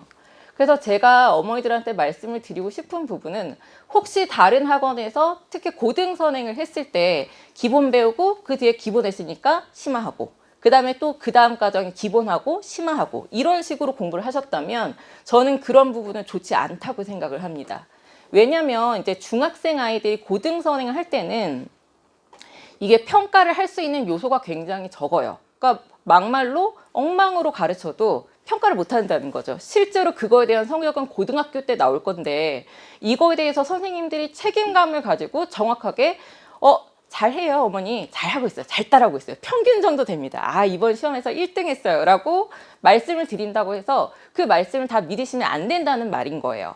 그래서 저희 학원 같은 경우에는 고등학교, 고등선행에 대해서는 정확한 기준이 있는 게, 어머니들 첫째가 있으시면은 고등학교는 모의고사 있는 거 알고 계시잖아요. 그래서 3월, 6월, 9월, 11월 이렇게 모의고사가 있는데, 모의고사는 제 학생들이 최소한 몇십만 명이 이제 보는 시험이기 때문에 전국 기준으로 아이들이 굉장히 객관적으로 평가할 수 있는 도구라고 제가 말씀을 드릴 수가 있어요. 그래서 예를 들면 원점수가 88점이면은 100분위로 97이니까 아 우리 애가 88점이면은 상위 3% 정도구나 라던가, 그 다음에 표준 점수로 보면은 몇 점이구나 라던가, 이런 부분을 지금 고등학교 1학년 아이들과 비교해도 요 정도의 수준이구나 라고 말씀을 드릴 수 있는데, 학원의 데일리 테스트라던가 과정 테스트라던가 그런 거는 어쨌든 문제들을 짜집기 한 거기 때문에 그걸 가지고 거기서 평균이 몇 점이고요, 몇 등을 했어요 가지고는 말씀을 드리기에는 객관적이지 않다는 말씀을 좀 드리고 싶은 거예요. 그래서 고등 선행을 하실 때는 모의고사를 가지고 통째로 보는 연습, 그 다음에 학원에서도 다음 과정으로 넘어갈 때, 물론 이제 저희 학원 같은 경우도 분기고사나 학력평가 같이 학원 자체에서 보는 테스트가 있긴 하지만, 저희는 그 다음 과정으로 넘어가기 전에 모의고사를 통째로, 그러니까 편집하지 않은 상태의 모의고사를 실시해서 그거에 대해서는 등급 컷이라던가 100분이라던가 그런 부분에 대해서 어머니들한테 정확하게 피드백을 해드리거든요. 그래서 이런 부분에 대해서는 고등 선행을 할 때는 정말 객관적인 도구로 측정을 해야 되는구나. 그래서 다른 학원 알아보실 때도 혹시 모의고사로 이제 이런 부분에 대해서 학원의 자체 테스트가 아닌 모의고사를 보는지를 좀 확인을 하셨으면 좋겠어요. 그러려면은 이제 학생마다 좀 다르다는 말씀을 드리고 싶은 게, 가르치다 보면 저희가 가르친 학생도 이제 수백 명 정도 될 건데, 어떤 친구는 처음 반복하면은 반 정도밖에 이해를 못 해요. 그래서 2번 하잖아요. 그럼 좀 채워줘요. 80% 정도 돼요. 3번 했더니 저 알겠어요. 이런 친구도 있고, 처음 했을 때는 얘보다 낫거든요. 이해력이 빨라요. 근데 얘는 좀 건방져요. 2번째 배우니까 선생님 저 알아요 이러고, 얘는 얘보다 2번째 반복했을 땐 똑같은 거예요. 근데 한 번 더 배우니까 지겨워요. 하기 싫어요. 이러고 나서 얘는 반복을 해도 얘만큼은 덜 채워지는 성향의 아이가 있는 거예요. 그러면 이런 부분에 대해서 3번 했으니까 된 거 아니에요? 그냥 85%만 하고 넘어가면 되는 거 아니에요? 가 아니라 아이들마다 이렇게 거듭해서 할수록 잘하는 친구들도 있고, 다른 방법의 이제 학습 로드맵이 필요한 친구도 분명히 있거든요. 그러면 아까 전에 제가 앞에 슬라이드에서 보여드렸던 것처럼 그냥 기본 했으니까 실력하고 수상했으니까 수화 넘어가고, 그게 아니라 학원에서도 아이의 성향이 이렇고 이번에 분기고사나 모의고사를 봤을 때 이러니, 이 친구가 제대로 안 된 상태에서 넘어가는 게 아니라 이 친구에 대해서 강박, 그러니까 스테이를 시키든, 아니면은 잘하고 욕심이 있는 친구면 동기부여를 할 수 있도록 승반을 시켜주는 프로그램이 필요한 거예요. 근데 이제 학원에서도 작은 학원 같은 경우는 그게 쉽지는 않습니다. 과정이 촘촘하게 일단은 구성이 되어 있어야 이 친구가 요 반에서 요 반으로 넘어갈 수 있고, 그 다음에 요 반에서 떨어지더라도 바로 그 아랫반으로 넘어갈 수 있도록 반이 촘촘하게 구성되어 있어야 되는데, 요거는 좀 대형 학원의 장점이라고 제가 말씀을 드리고 싶어요. 그래서 예를 들면 뭐 GS 7반에서 GS 5반으로 이제 승반 시험을 보면서 이제 넘어가는 친구가 이제 있다던가, 아니면 분기고사 점수를 봤는데 너무 커트라인 아래인 거예요. 그러면 상담을 통해서 어머니, 이 친구는 일단은 다음 과정에서도 그대로 넘어가는 게 아니라 반을 좀 유지를 해서 다시 한번 배웠으면 좋겠습니다 라고 저희는 이제 말씀을 드려요. 그래서 승반 구조가 있는 학원이라는 게 일단은 제일 큰 장점이고요.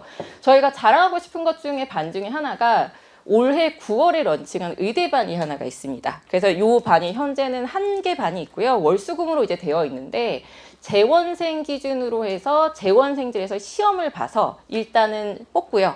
남아있는 인원에 대해서는 외부생들이 시험을 봐서 뽑는데, 이 친구들은 좀 특별한 프로그램을 가지고 하고 있어요. 의대특화 프로그램이라고 해서 이 친구들이 다른 반에 대해서 학생량이 굉장히 많고, 그 다음에 동기부여를 할 수 있는 프로그램들이 좀 다양하게 있어서 요건 뒤쪽에서 같이 말씀을 드리도록 할게요. 제가 그래서 요 그림을 갖고 온 게 뭐냐면, 점에서 점을 연결할 때 최단 거리는 선분이잖아요. 아시죠? 선분인데, 이게 보면은 굴곡이 있고 실제로는 거리가 더 멀지만, 보면은 공이 떨어지는 속도를 보면은 오히려 직선을 구르는 공보다 더 빨리 도착을 하잖아요. 그래서 우리 애가 몇 번 했으니까 그 다음 과정 해주시면 안 돼요 보다는 아이에 맞춰서 로드맵만 적당하게 짜주시면, 저는 그냥 기본 실력 하면서 수원을 하든 수투를 하든 미적분을 하든 그것보다는 아이한테 맞춰서 학습 계획을 짜주시고 그게 가능한 학원을 알아보시는 게 아이한테 훨씬 도움이 되고, 장기적으로 봤을 때는 원하는 대학에 갈 수 있게 좀 탄탄하게 다지는 게 더 중요하다는 말씀을 드리고 싶어요. 그래서 정규반 같은 경우는요. 학습 효율성 피라미드라고 해서 이런 거 아시잖아요.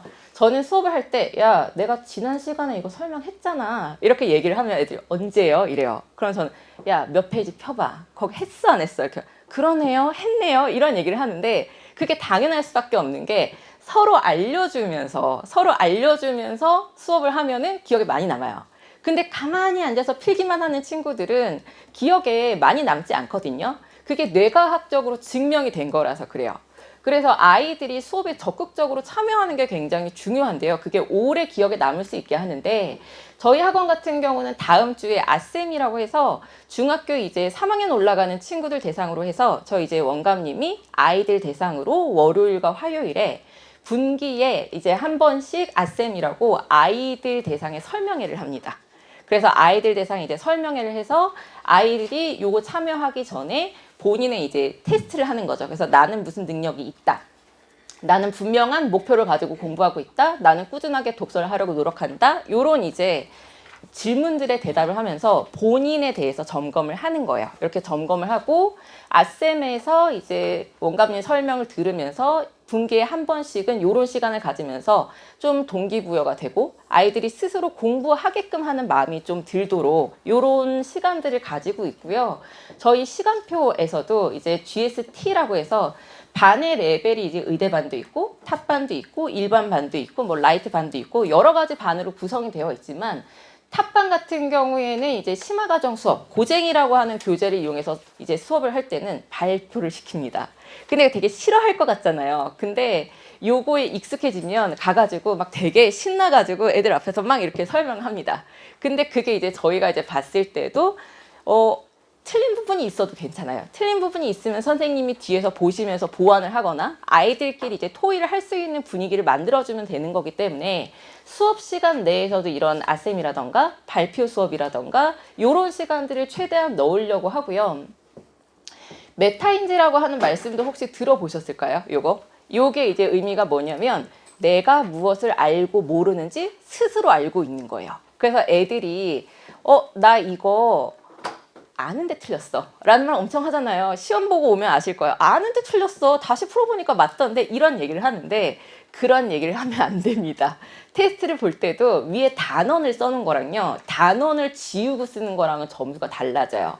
애초에 그런 힌트가 들어있다는 것 자체가 아이들에게 이 단원에서 출제가 됐겠구나. 나머지 정리 문제구나 라는 걸 알고 푸는 것과 그런 거를 전혀 힌트를 주지 않은 상태로 푸는 거는 아이들이 다른데 본인들도 알고 있다는 착각을 하는 거예요. 그걸 깨부수는 게 되게 중요하거든요.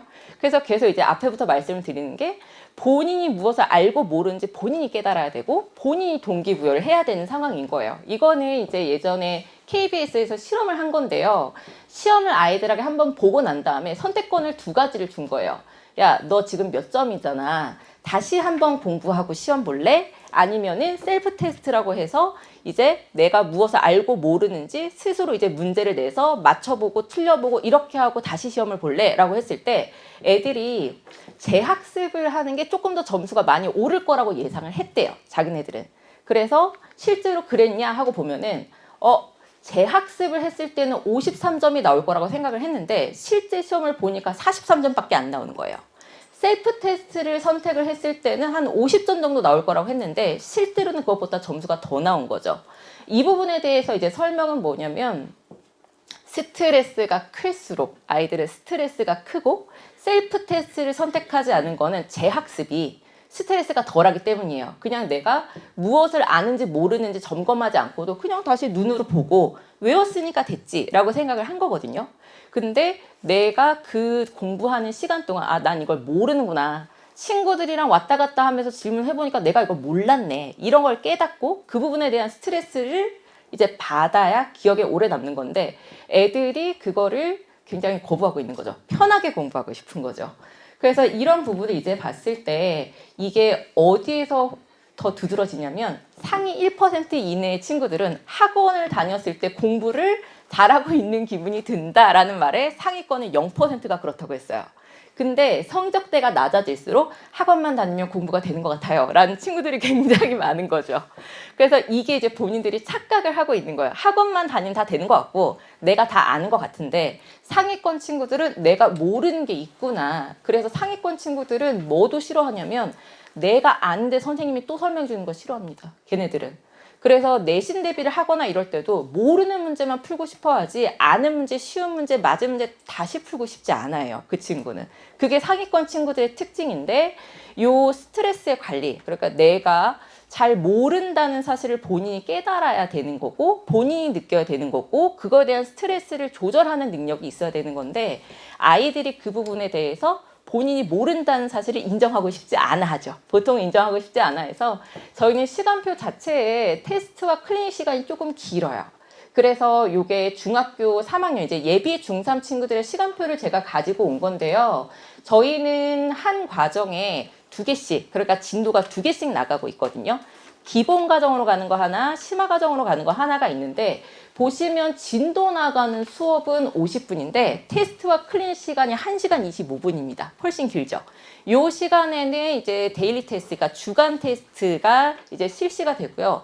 아이들이 스스로 고칠 수 있는 시간을 조금 길게 가져가고 있어요. 그래서 발표 수업이라던가 아셈이라던가 이런 테스트 클리닉 시간을 조금 길게 가져감으로 인해서 수업 시간에 아이들이 좀 참여하고 주도적으로 수업을 들을 수 있도록 시간표 자체를 좀 구성을 하고 있습니다. 이게 챌린지라고 하는 교재인데요. 심화 과정에서 쓰고 있는 자체 교재예요. 학원의 자체 교재인데 이 책이 무지 어렵습니다, 어머니. 저희도 막 워크샵 해서 들어가요. 선생님들끼리 워크샵을 해서 들어갈 정도로 실력 정석보다 더 어려운 문제들 좀 있거든요. 그래서 심화 과정에 대해서는 책을 처음부터 2권을 사용을 해요. 그래서 한 권은 처음에 선생님 설명을 듣고 숙제할 때 쓰는 거고요. 나머지 한 권은 아예 오답용 교재로 사용을 해서 내가 이 문제를 틀렸구나, 모르는구나. 그래서 그 부분에 대해서는 심화 과정을 할 때 오답 노트를 따로 사용할 필요 없이 그 문제를 다시 한번 풀어볼 수 있게끔 그렇게 하고 있습니다. 테스트는 총 4가지 테스트가 있어요. 분기마다. 그래서 일주일에 한 번씩 보는 주간 테스트, 그 다음에 중간고사 느낌이라고 볼 수 있는 학력평가랑요, 기말고사라고 볼 수 있는 이제 분기고사, 그 다음에 마지막에 이제 통째로 보는 모의고사가 하나 있다고 이제 말씀을 드렸는데요. 요 이제 테스트의 특징은 뭐냐면 다 서술형이에요. 다 서술형이고요. 다 누적 범위입니다. 범위가. 그래서 내가 배운 단원까지 문제가 다 나오고 있고 서술형으로 내기 때문에 다 부분 점수가 들어가요. 그래서 애들 보면은 아, 내가 답은 다 틀렸는데 그래서 요거 이제 50점 만점인데요. 답은 다 틀렸어요. 근데 부분 점수로 어떻게든 살아남아서 39점 이렇게 되는 친구들도 있거든요. 그래서 요 테스트에 대해서는 다 서술형에 그다음에 누적 범위 출제이기 때문에 저희가 채점하는 데 시간이 조금 오래 걸린다고 하더라도 아이들별로 어느 부분이 어느 부분 풀이까지는 맞고 틀리고 이런 걸 좀 가면서 테스트 클린 시간에도 야, 너 여기까지 맞았잖아. 틀렸잖아. 고쳐봐. 요렇게 해서 관리가 되고 있습니다. 제가 관리하는 저희 반 친구에 대한 이제 수업 리뷰예요. 그래서 저는 어머니들한테 이렇게 보내드리는데 저희 채널이 있어요. 중등간 채널이 있고 카카오톡 채널에 이것저것 다 보내드려요. 분기 시작했을 때 분기 시작 안내문. 그 다음에 특강합니다. 강의 계획표 언제부터 언제까지 어떤 과정을 나갑니다. 성적표 보내드리고요. 그 다음에 내신 기간에 이제 개별 달력이라고 해서 아이들마다 내신 기간이 다 다르게 가거든요. 시험 기간이 다르기 때문에 그것도 보내드리고 질의응답도 하고 보강용 동영상도 이쪽으로 가기 때문에 요거는 이제 나중에 저희 학원에 재원하게 되셨을 때는 채널을 좀 추가해 주시면 요런 정보들을 다 받아보실 수 있고 저는 요거 애들 되게 싫어하는데 이게 뭐냐면요. 과제 한 거를 얘가 몇 단원에 몇 문제가 남아있는지 다 표시를 했어요. 그래서 이걸 엄청 싫어하는데 이걸 제가 좀 해가지고 어머니들한테 보내드리면 그날은 혼나기도 하고 제가 그러면 어머니 오늘은 혼내지 마세요 이렇게 보내면 이제 그날은 좀 안 혼내기도 하시고 이렇게 하는데 저뿐만 아니라 저희 중등반 선생님들 되게 관리 꼼꼼하게 하시는 분들이라서 믿고 보내주시면 괜찮을 겁니다. 이게 FP 프로그램이라고 해서요. 저희가 월수금 그다음에 화목일반 2가지 요일로 이제 구성이 되는데 월금은 진도 나가는 수업이라고 보시면 되고 그다음에 화목은 진도 나가는 수업이라고 보시면 되는데 수요일 또는 일요일에 선택할 수 있는 프로그램들이 있습니다. 그래서 이게 정규 수업이랑 별개로 선택을 하게끔 되어 있는데 예를 들면 의대반 친구들 같은 경우는요. 의대 입시에 굉장히 강세인 학교들이 좀 있잖아요. 어머니들이 알고 계신 학교. 그 학교의 기출문제들을 구해서 풀립니다. 수요일에 풀고 있어요. 요런 걸 이제 한다던가 그 다음에 아까 전에 발표 수업에 보셨던 이제 고쟁이라던가 블랙라벨, 그 다음에 TOT 같은 심화 과정에 대해서 이제 그걸 발표 수업을 하는 그런 FP 프로그램도 있고요. 그 다음에 모의고사, 특히 중3 친구들은 모의고사가 뭔지 모르는 녀석들도 있어요. 제가 들어가 보니까 그러더라고요. 모의고사가 뭐예요? 이러는데 모의고사는 수능을 연습하는 거야 라고 이제 얘기를 해주면 아 그런 게 있어요? 라고 하는데 중3 친구들은 이런 실전 느낌이 나는 모의고사를 풀어보는 게 굉장히 중요하거든요. 중학교 2학년 친구들보다는 중3 친구들한테 굉장히 중요한 수업인데 이런 것도 이제 선택을 할 수 있고 저희가 이제 LC, 레벨 컴플릿이라고 해서 어떤 단원을 이제 선택을 했을 때 그 단원을 깨부수는 프로그램입니다. 게임처럼. 그래서 다항식의 연산을 배웠으면은 레벨이 1단원, 레벨 1, 레벨 2, 레벨 3이 있는데 이걸 깨부숴야 다음 단계로 넘어가고 할 수 있는 거예요. 그래서 레벨을 깨부수면서 이걸 어느 정도 달성하면 상품도 있습니다. 그래서 이런 프로그램도 있고요. 학기 중 내신이라고 해서 저희가 내신 기간에 이제 홀딩하고 정규 수업을 홀딩하고 들어가는 것뿐만이 아니라 평소에도 내신에 대해서 걱정 좀 덜 수 있도록 내신 기간이 아닌 평소에 FP 프로그램으로 들을 수 있는 현행심화 프로그램이 있고요. 중학교 3학년이 됐을 때 5월부터는 입시 컨설팅 수업도 이제 추가가 되면서 여기 있는 프로그램 중에서 이제 2개를 선택해서 들어주시면 되는 거고 반마다 선택할 수 있는 제한은 조금 있습니다. 그래서 예를 들면 탑반 친구들은 뭐랑 뭐를 들을 수 있고 일반 친구들은 뭐랑 뭐를 들을 수 있고 이렇게 있는데 제가 오늘 설명회에서는 이런 프로그램에 대해서 너무 디테일하게 설명을 드리는 것보다는 요거는 뒤에 이제 남아서 혹시 질문 있으시면 제가 그 질문을 받으면서 설명을 해드리는 게 더 나을 것 같아서 조금 간단하게 특징만 좀 정리를 해봤고요. 네. 마침 딱 이벤트가 되네요. 앞에 이제 이름 적으실 때 책자 혹시 보셨을까요? 그 책자가 뭐냐면요. 요 클라이맥스라고 원감님이 말씀하신 고등부, CMS 고등부에서 만든 요 강남구에 있는 고등학교에 대한 분석 자료입니다. 분석 자료집이고요. 요 분석 자료에는 이제 어떤 학생이 이 학교에 유리하다라던가 이 학교의 각 과목별 등급 컷은 어떻다라던가 난이도는 어떻다라던가 요런 정보들이 이제 들어 있는데요. 요 책에 대해서는 지금 요 QR코드를 찍어서 입학 테스트를 만약에 이제 신청을 해주시거나 아니면 종이에도 입학 테스트를 신청하게끔 되어 있거든요. 그래서 이 입학 테스트를 신청을 하고 가시면 가시는 길에 내시면 이제 바로 수령하실 수 있고 아이랑 또 상의를 하셔야 되잖아요. 마음대로 신청할 수 없잖아요. 그럼 이제 오늘 가셔서 QR코드 찍으셔서 오늘 안에 이 링크를 통해서 신청을 해주시면은 입학 테스트 본인을 저희가 같이 전달해 드리도록 할게요. 네. 굉장히 좋은, 어떤가요? 요걸 이제 지금 핸드폰으로 찍으시면은, 네. 요거를 찍으셔서 링크 들어가면은 입학 테스트 신청 링크가 나옵니다. 네. 진짜 고등 선생님들이 진짜 고생 많이 해서 만든 자료시고 앞에 이제 11월 달에 설명을 했을 때도 반응이 굉장히 좋더라고요. 정말 도움되는 자료라고 해서 꼭 좀 받아가셨으면 좋겠습니다. 요거는. 네, 되셨을까요? 자, 내신반에 대해서 이제 말씀을 드리려고 하는데 제가 여기 강조했어요. A 아니고 100점. A 아니고 100점. A 아까 5명이나 있는데요. 10명 중에 5명이나 있는데. 그래서 내신과 선행학습의 다른 점을 좀 말씀을 드릴게요. 중학교 1학년 친구들은 이번에 시험을 본 친구들도 있기는 하겠지만 그 경험이 막 많지는 않을 거라서 그쵸? 그걸 시험을 막 많이 본 친구들은 아닐 거라서 선행학습하고는 좀 분명히 다릅니다. 왜냐하면 시험 기간은 정해져 있어요. 시험 범위도 정해져 있어요. 근데 여기에서 나올 수 있는 문제는 한정이 되어 있는데 정해진 시간 동안에 학습을 해야 되다 보니까 어떤 문제가 나올 거야? 그 다음에 정해진 기간 동안에 어떤 공부를 할 거야? 라고 하는 그 효율성이 굉장히 중요한 시험이라고 생각을 하시면 돼요. 그리고 요걸 뒤쪽에서도 이제 말씀을 드릴 건데 이 교재 되게 중요하고 되게 굉장히 좋아하시잖아요. A급, 블랙라벨, 수학의 신, TOT 이런 교재 되게 좋아하시고 내신 기간에 풀려달라고 말씀을 많이 하시는데 블랙라벨에 나오는 3스텝 문제가 실제 시험 문제가 절대 아닙니다. 일부러 피하세요. 선생님들이. 문제가 이렇게 문제집에서 똑같이 나오는 거는 굉장히 피하시는 거고, 저희도 중등가정 수업을 할 때랑 내신 수업을 할 때랑 문제들을 보잖아요. 문제의 유형이 달라요, 어머니. 그래서 일반적으로 저희가 심화교재를 푼다고 해서 내신 시험을 잘 볼 수 있냐라고 하면 분명히 그건 아니라고 말씀을 좀 드리고 싶어요. 그럼 뭘 풀어야 되나요? 라고 하면은 시중교재 중에서는 이런 식으로 기출문제들만 모아놓은 교재들이 있어요. 기출들만 모아놓은 교재들이 있고, 만약에 학원을 다니고 있다면 이제 거기서 자료를 받을 수 있겠죠. 근데 학원을 다니지 않고 혼자 공부를 한다고 하면 이런 교재를 이제 쓰시는 게 중요하고요. 정말 풀어야 되는 거는 블랙라벨 같은 교재가 아니라 기출문제집이나 아니면은 족보닷컴인데, 어머니들 족보닷컴 혹시 가입하셨으면은 이제 1년 정도 됐을까요? 한글 파일 다운 못 받는 거 아세요? 그거 되게 구하기 힘들어진 거 아실까요? 학원에서도 되게 난리였었거든요.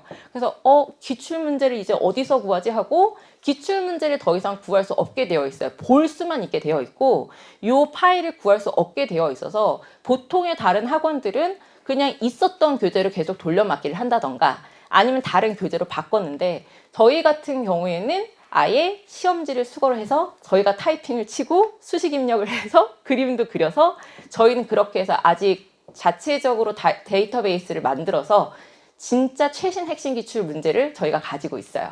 그래서 아이들한테도 이제 실전 모의고사라던가 그런 이제 시험을 볼 때 기출 문제들을 주고 있고, 저희가 만들어 놓은 이런 교재들을 다른 지점에도 이제 나눠줄 정도로 그런 작업들이 굉장히 활발하게 진행이 되고 있거든요.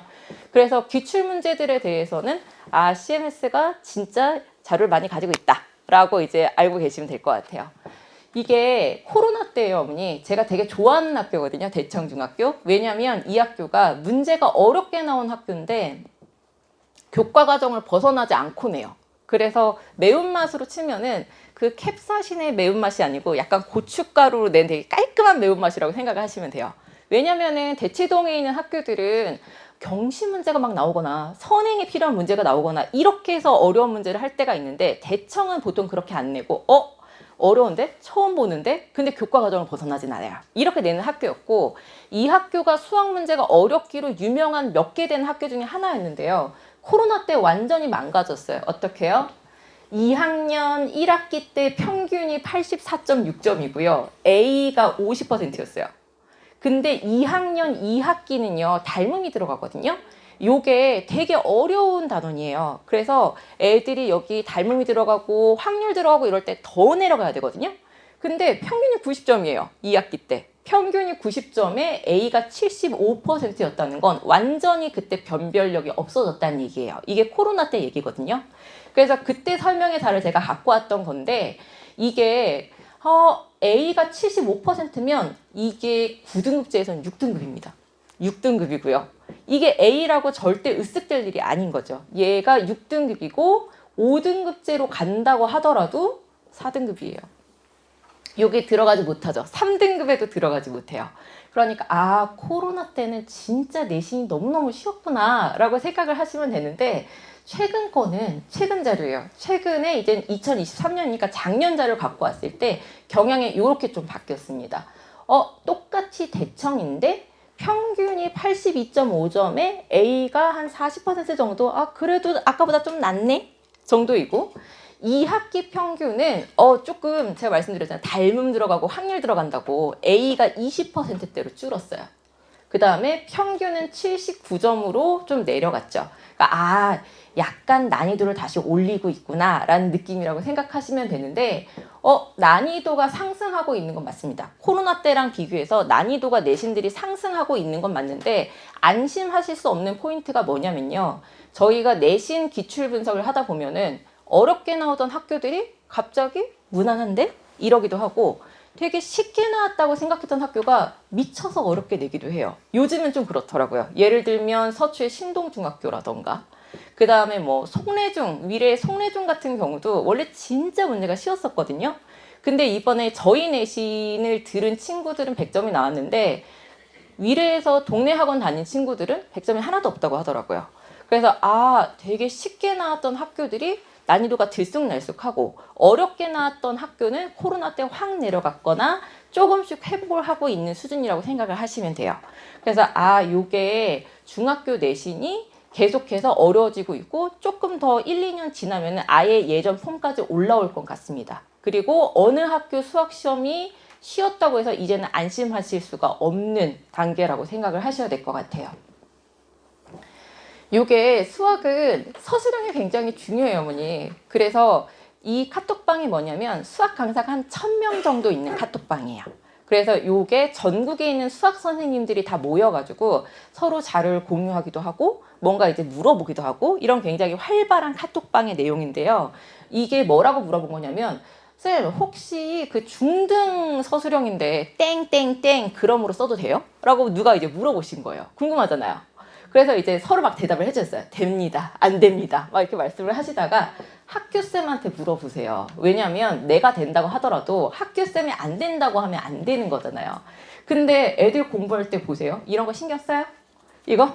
안 써요. 땡땡땡을 쓰는지 안 쓰는지 이런 거 애들 신경 안 쓰는데 이런 거 하나 가지고 단위 하나 안 쓴 거 가지고 서술형은 감점이 될 수 있고 서술형이 감점이 된다는 얘기는 수학에서 100점 물 건너간다는 얘기인 거예요. 그래서 수학은 객관식을 맞추는 건 기본적인 실력이지만 서술형에서 감점이 어떻게 안 되게끔 할 수 있느냐, 얼마나 과정을 깔끔하게 쓰느냐라고 하는 게 100점을 만들 수 있는 굉장히 중요한 포인트가 되는 거거든요. 중학교 때는 A를 맞는 거는 쉽겠지만 고등학교 때 정말 내신 경쟁이 심화가 됐을 때는 서술형을 어떻게 쓰는지를 많이 신경을 쓰셔야 됩니다. 요거는. 저희가 학기 중 내신이라고 해서 아까 말씀을 드렸던 이제 FP 프로그램 중에 하나인데요. 이때는 이제 아이들이 타임테이블이 이렇게 이제 구성이 되어 있어요. 그래서 포인트를 좀 보시면 아이들이 시험 보는 중에 저희가 서술형 문제를 요거는 숙제를 많이 내주지 않거든요. 일주일에 한 번씩 수업을 하는 건데 서술형은 4문제씩만 내줘요. 그래서 애들이 시험을 보는 동안 서술형 4문제를 첨삭을 합니다. 저희가 선생님이 걷어서 첨삭을 하고 평소에 수업을 하면서도 학기 중에서도 이렇게 서술형 첨삭을 하면서 정확하게 서술형 쓰는 방법에 대해서 연습을 시키는 거죠. 학기 중에도. 그리고 이 부분에 대해서 다 서술형이 완전히 완성이 된 친구들은 저희가 모범 답안을 선생님들이 이제 작성을 해놓은 게 있거든요. 요런 걸 이제 아이들한테 이제 나눠줘서 아예 요 서술형을 쓰는 방법에 대해서 외우게끔 하고 내신 기간에 대해서 갑자기 벼락치기로 서술형 쓰는 연습을 하지 않도록 이렇게 내신에 좀 신경을 쓰고 있습니다. 그래서 저희 센터 같은 경우는요. 아이들이 시험 기간이 달라요. 이 친구들은 조금 일찍 보는 학교고 이 친구들 좀 늦게 보는 학교잖아요. 그러면 보통 다른 학원 같은 경우에는 그냥 알아서 요때부터 요때까지라고 잡는데 저희는 이제 대형 학원이다 보니까 아이들이 1분야, 2분야에 따라서 시험 기간 전에 수업을 하는 마지막 날이 다 다릅니다. 그래서 아이들이 시험 기간에 이렇게 내신 수업을 하고 돌아올 때까지 빠지는 횟수가 똑같이 맞춰놔요. 그래서 아이들이 시험이 빠른 학교든 늦은 학교든 똑같은 기간만큼 빠지게끔 하고 그래서 요 기간에 이제 등원을 하면은 수업에 대한 결손이 없도록 그렇게 이제 하고 있고요. 내신반 같은 경우도 똑같은 반으로 구성되는 게 아니라 고난이도 반과 유형반이라고 해서 레벨도 다르게 운영이 되고 있어요. 그래서 1부 시험 기간에 유형반, 고난이도반, 2부 시험 기간에도 내신반, 고난이도반 이렇게 이제 운영이 되고 있고요. 저희가 이렇게 개별 달력이라고 해서 어떤 친구는 기말고사가 이때니까 너는 이때부터 유형 수업을 듣고 실전 모의고사는 이때 오고 이때 복귀야 라고 해서 아이들한테 다 따로 개별 달력을 보내주고 있습니다. 자, 그래서 저희는 내신 기간에 이렇게 이제 수업이 이루어지고 있고 실전 모의고사라고 해서 최대 고수업 때 6번까지 시험을 볼 수 있도록 시험 보는 연습도 확실하게 이제 시키고 있고요. 시험 보고 나서 이제 직전 보강 때는 아이들마다 이제 틀린 문제, 교재에서 틀린 문제를 다 모아서 개별 오답 이제 해주고 있고 실전 모의고사 6번 시험을 봤을 때 아이들 점수나 테스트는 아까 전에 제가 말씀드렸던 카톡방에 올려드려서 바로 확인을 할 수 있도록 드리고 있어요. 완전히 시험이 끝나면 저희는 시험지를 걷어서 기출 분석을 하면서 블로그에 이런 내신 분석 자료를 올리고 있거든요. CMS 대치 중등간이라고 검색을 하시면 이 자료들 보실 수 있는데 저희가 이제 기출백서 중학교 것도 제작하고 있어서 그것도 이제 곧 배부하도록 하겠습니다. 네. 특강에 대해서 마지막으로 말씀을 드리려고 해요. 겨울방학 특강, 이제 아이들 중학교 2학년 친구들은 거의 내신 끝나가는 시점이기도 해서 좀 고민을 하고 계실 텐데요. 테마 수업이라고 해서 함수 레벨업 특강은 완전 저희 중등간의 시그니처 특강으로 다른 데서 볼 수 없는 특강입니다. 그래서 요거는 교재도 자체 교재를 사용하고 있고, 함수라고 하는 이 부분에 대해서 함수를 못해요 하는 친구들 되게 많잖아요. 함수를 계통별로, 그러니까 함수에 대한 정의부터 시작을 해서 지수 함수든 로그 함수든 2차 함수든 3차 함수든 이런 함수에 대한 개념을 익히면서 요 어둠의 스킬이라고 해야 될까요? 이게 이제 아이들이 상위권 아이들이 선호하는 시간을 줄여주는 스킬들 있잖아요. 문제를 풀 때 그런 것도 같이 수업이 이제 이루어지고 있는 거고, 저희 이 수업을 진짜 잘하시는 저희 2학년 팀장님이 들어가시는 수업이라서 혹시 아이가 함수에 좀 관심 있다, 함수를 못한다 라고 하면은 요 수업 좀 들어보셔도 될 것 같습니다.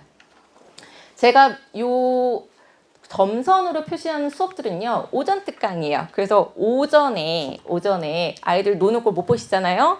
요거 오전부터 수업이 있으니까 과정을 하나 끝내고 싶다라고 하면 요 특강을 들으시면 좋을 것 같고요.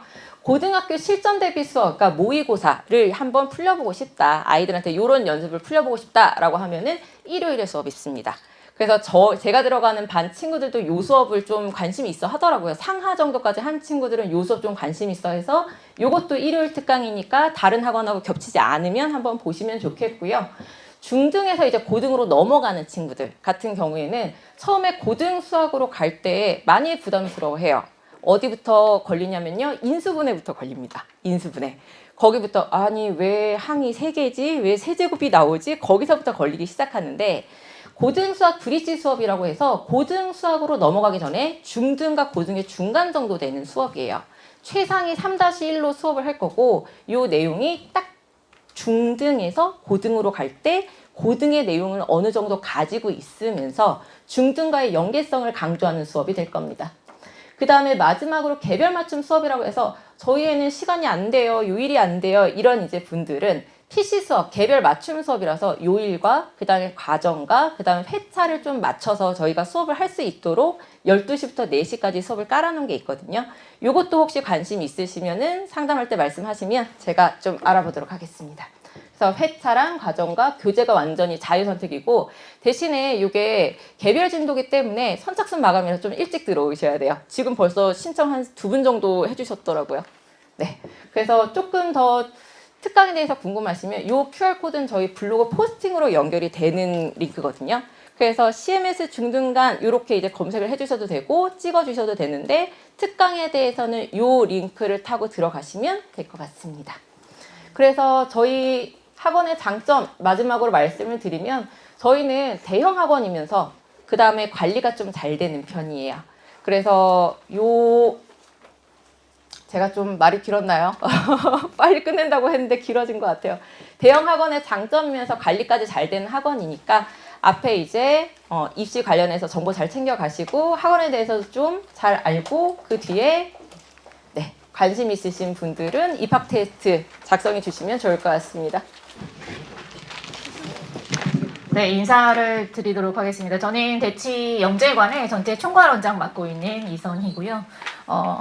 저도 중학교 1학년의 학부모의 마음으로 뒤에서 설명을 같이 들었습니다. 네, 1학년, 2학년 정도의 학부모님들은 많이 고민들이 많으실 것 같아요. 그래서 그 고민을 해결해 드리고자 제가 한 5분 정도만 말씀을 좀 드리도록 하겠습니다.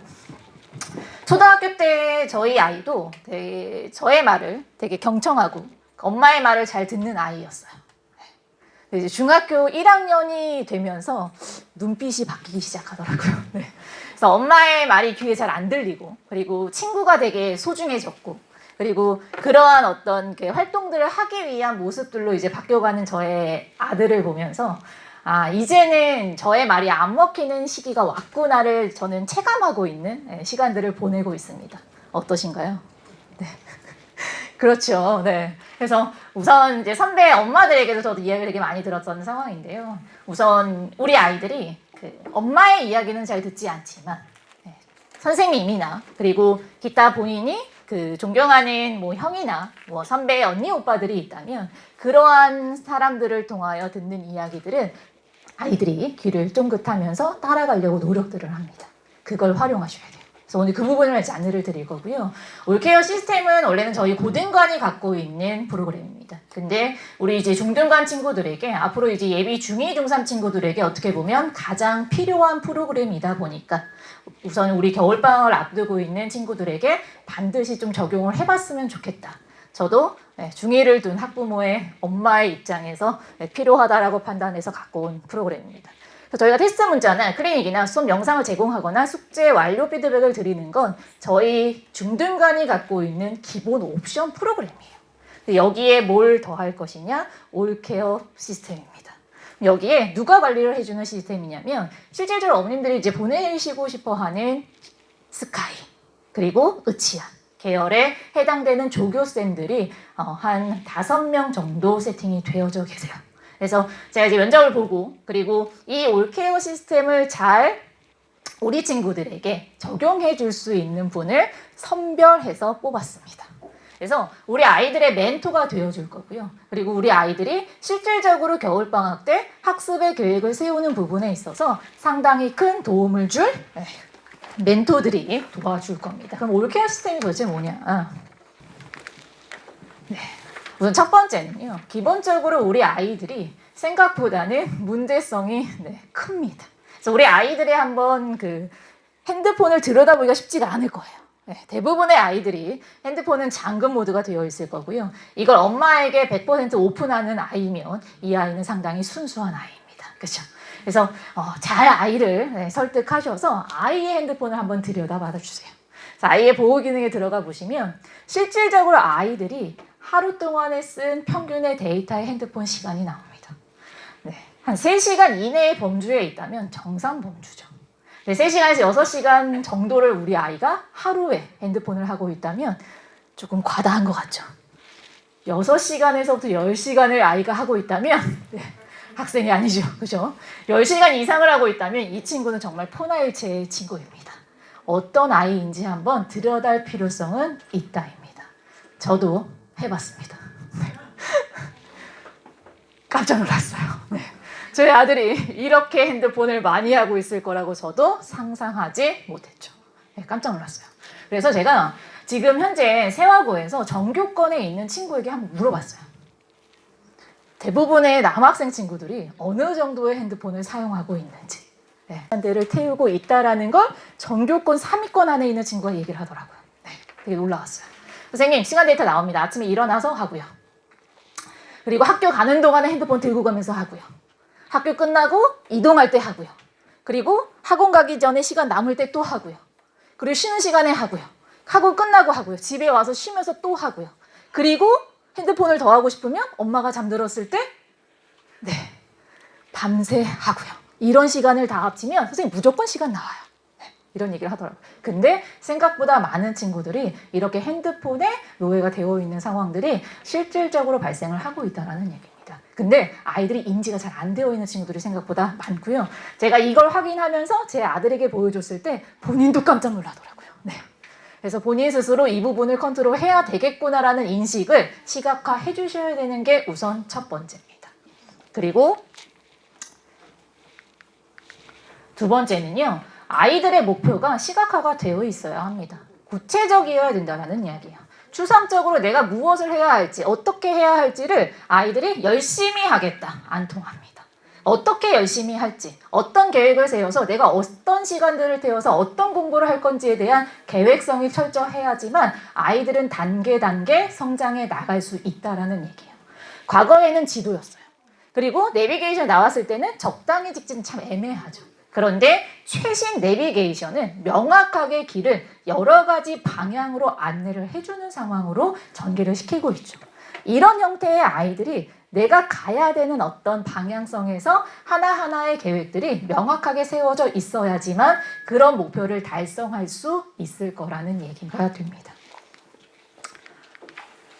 첫 번째는요. 올케어 시스템을 진행하기 전에 앞서서 제일 먼저는 우리 친구들의 성향을 파악하는 게 첫 번째입니다. 그래서 MBTI는 이미 아이들이 다 해봤을 거예요. 근데 MBTI하고는 유사하지만 이거는 우리 아이들이 학습을 접하는 우리 친구들의 성향입니다. 그래서 MBTI하고 동일하게 나오는 친구들도 있고요. 실질적으로 MBTI하고는 조금 다르게 학습의 성향에서는 다른 성향을 나타내는 친구들도 있습니다. 그래서 나를 분석해야 나의 단점들을 어떻게 보완해야 될지를 우리 친구들이 알아갈 수 있는 포인트가 될 수 있기 때문에 첫 번째는 우리 친구들이 어떤 친구인지를 파악하는 데서부터 출발이 됩니다.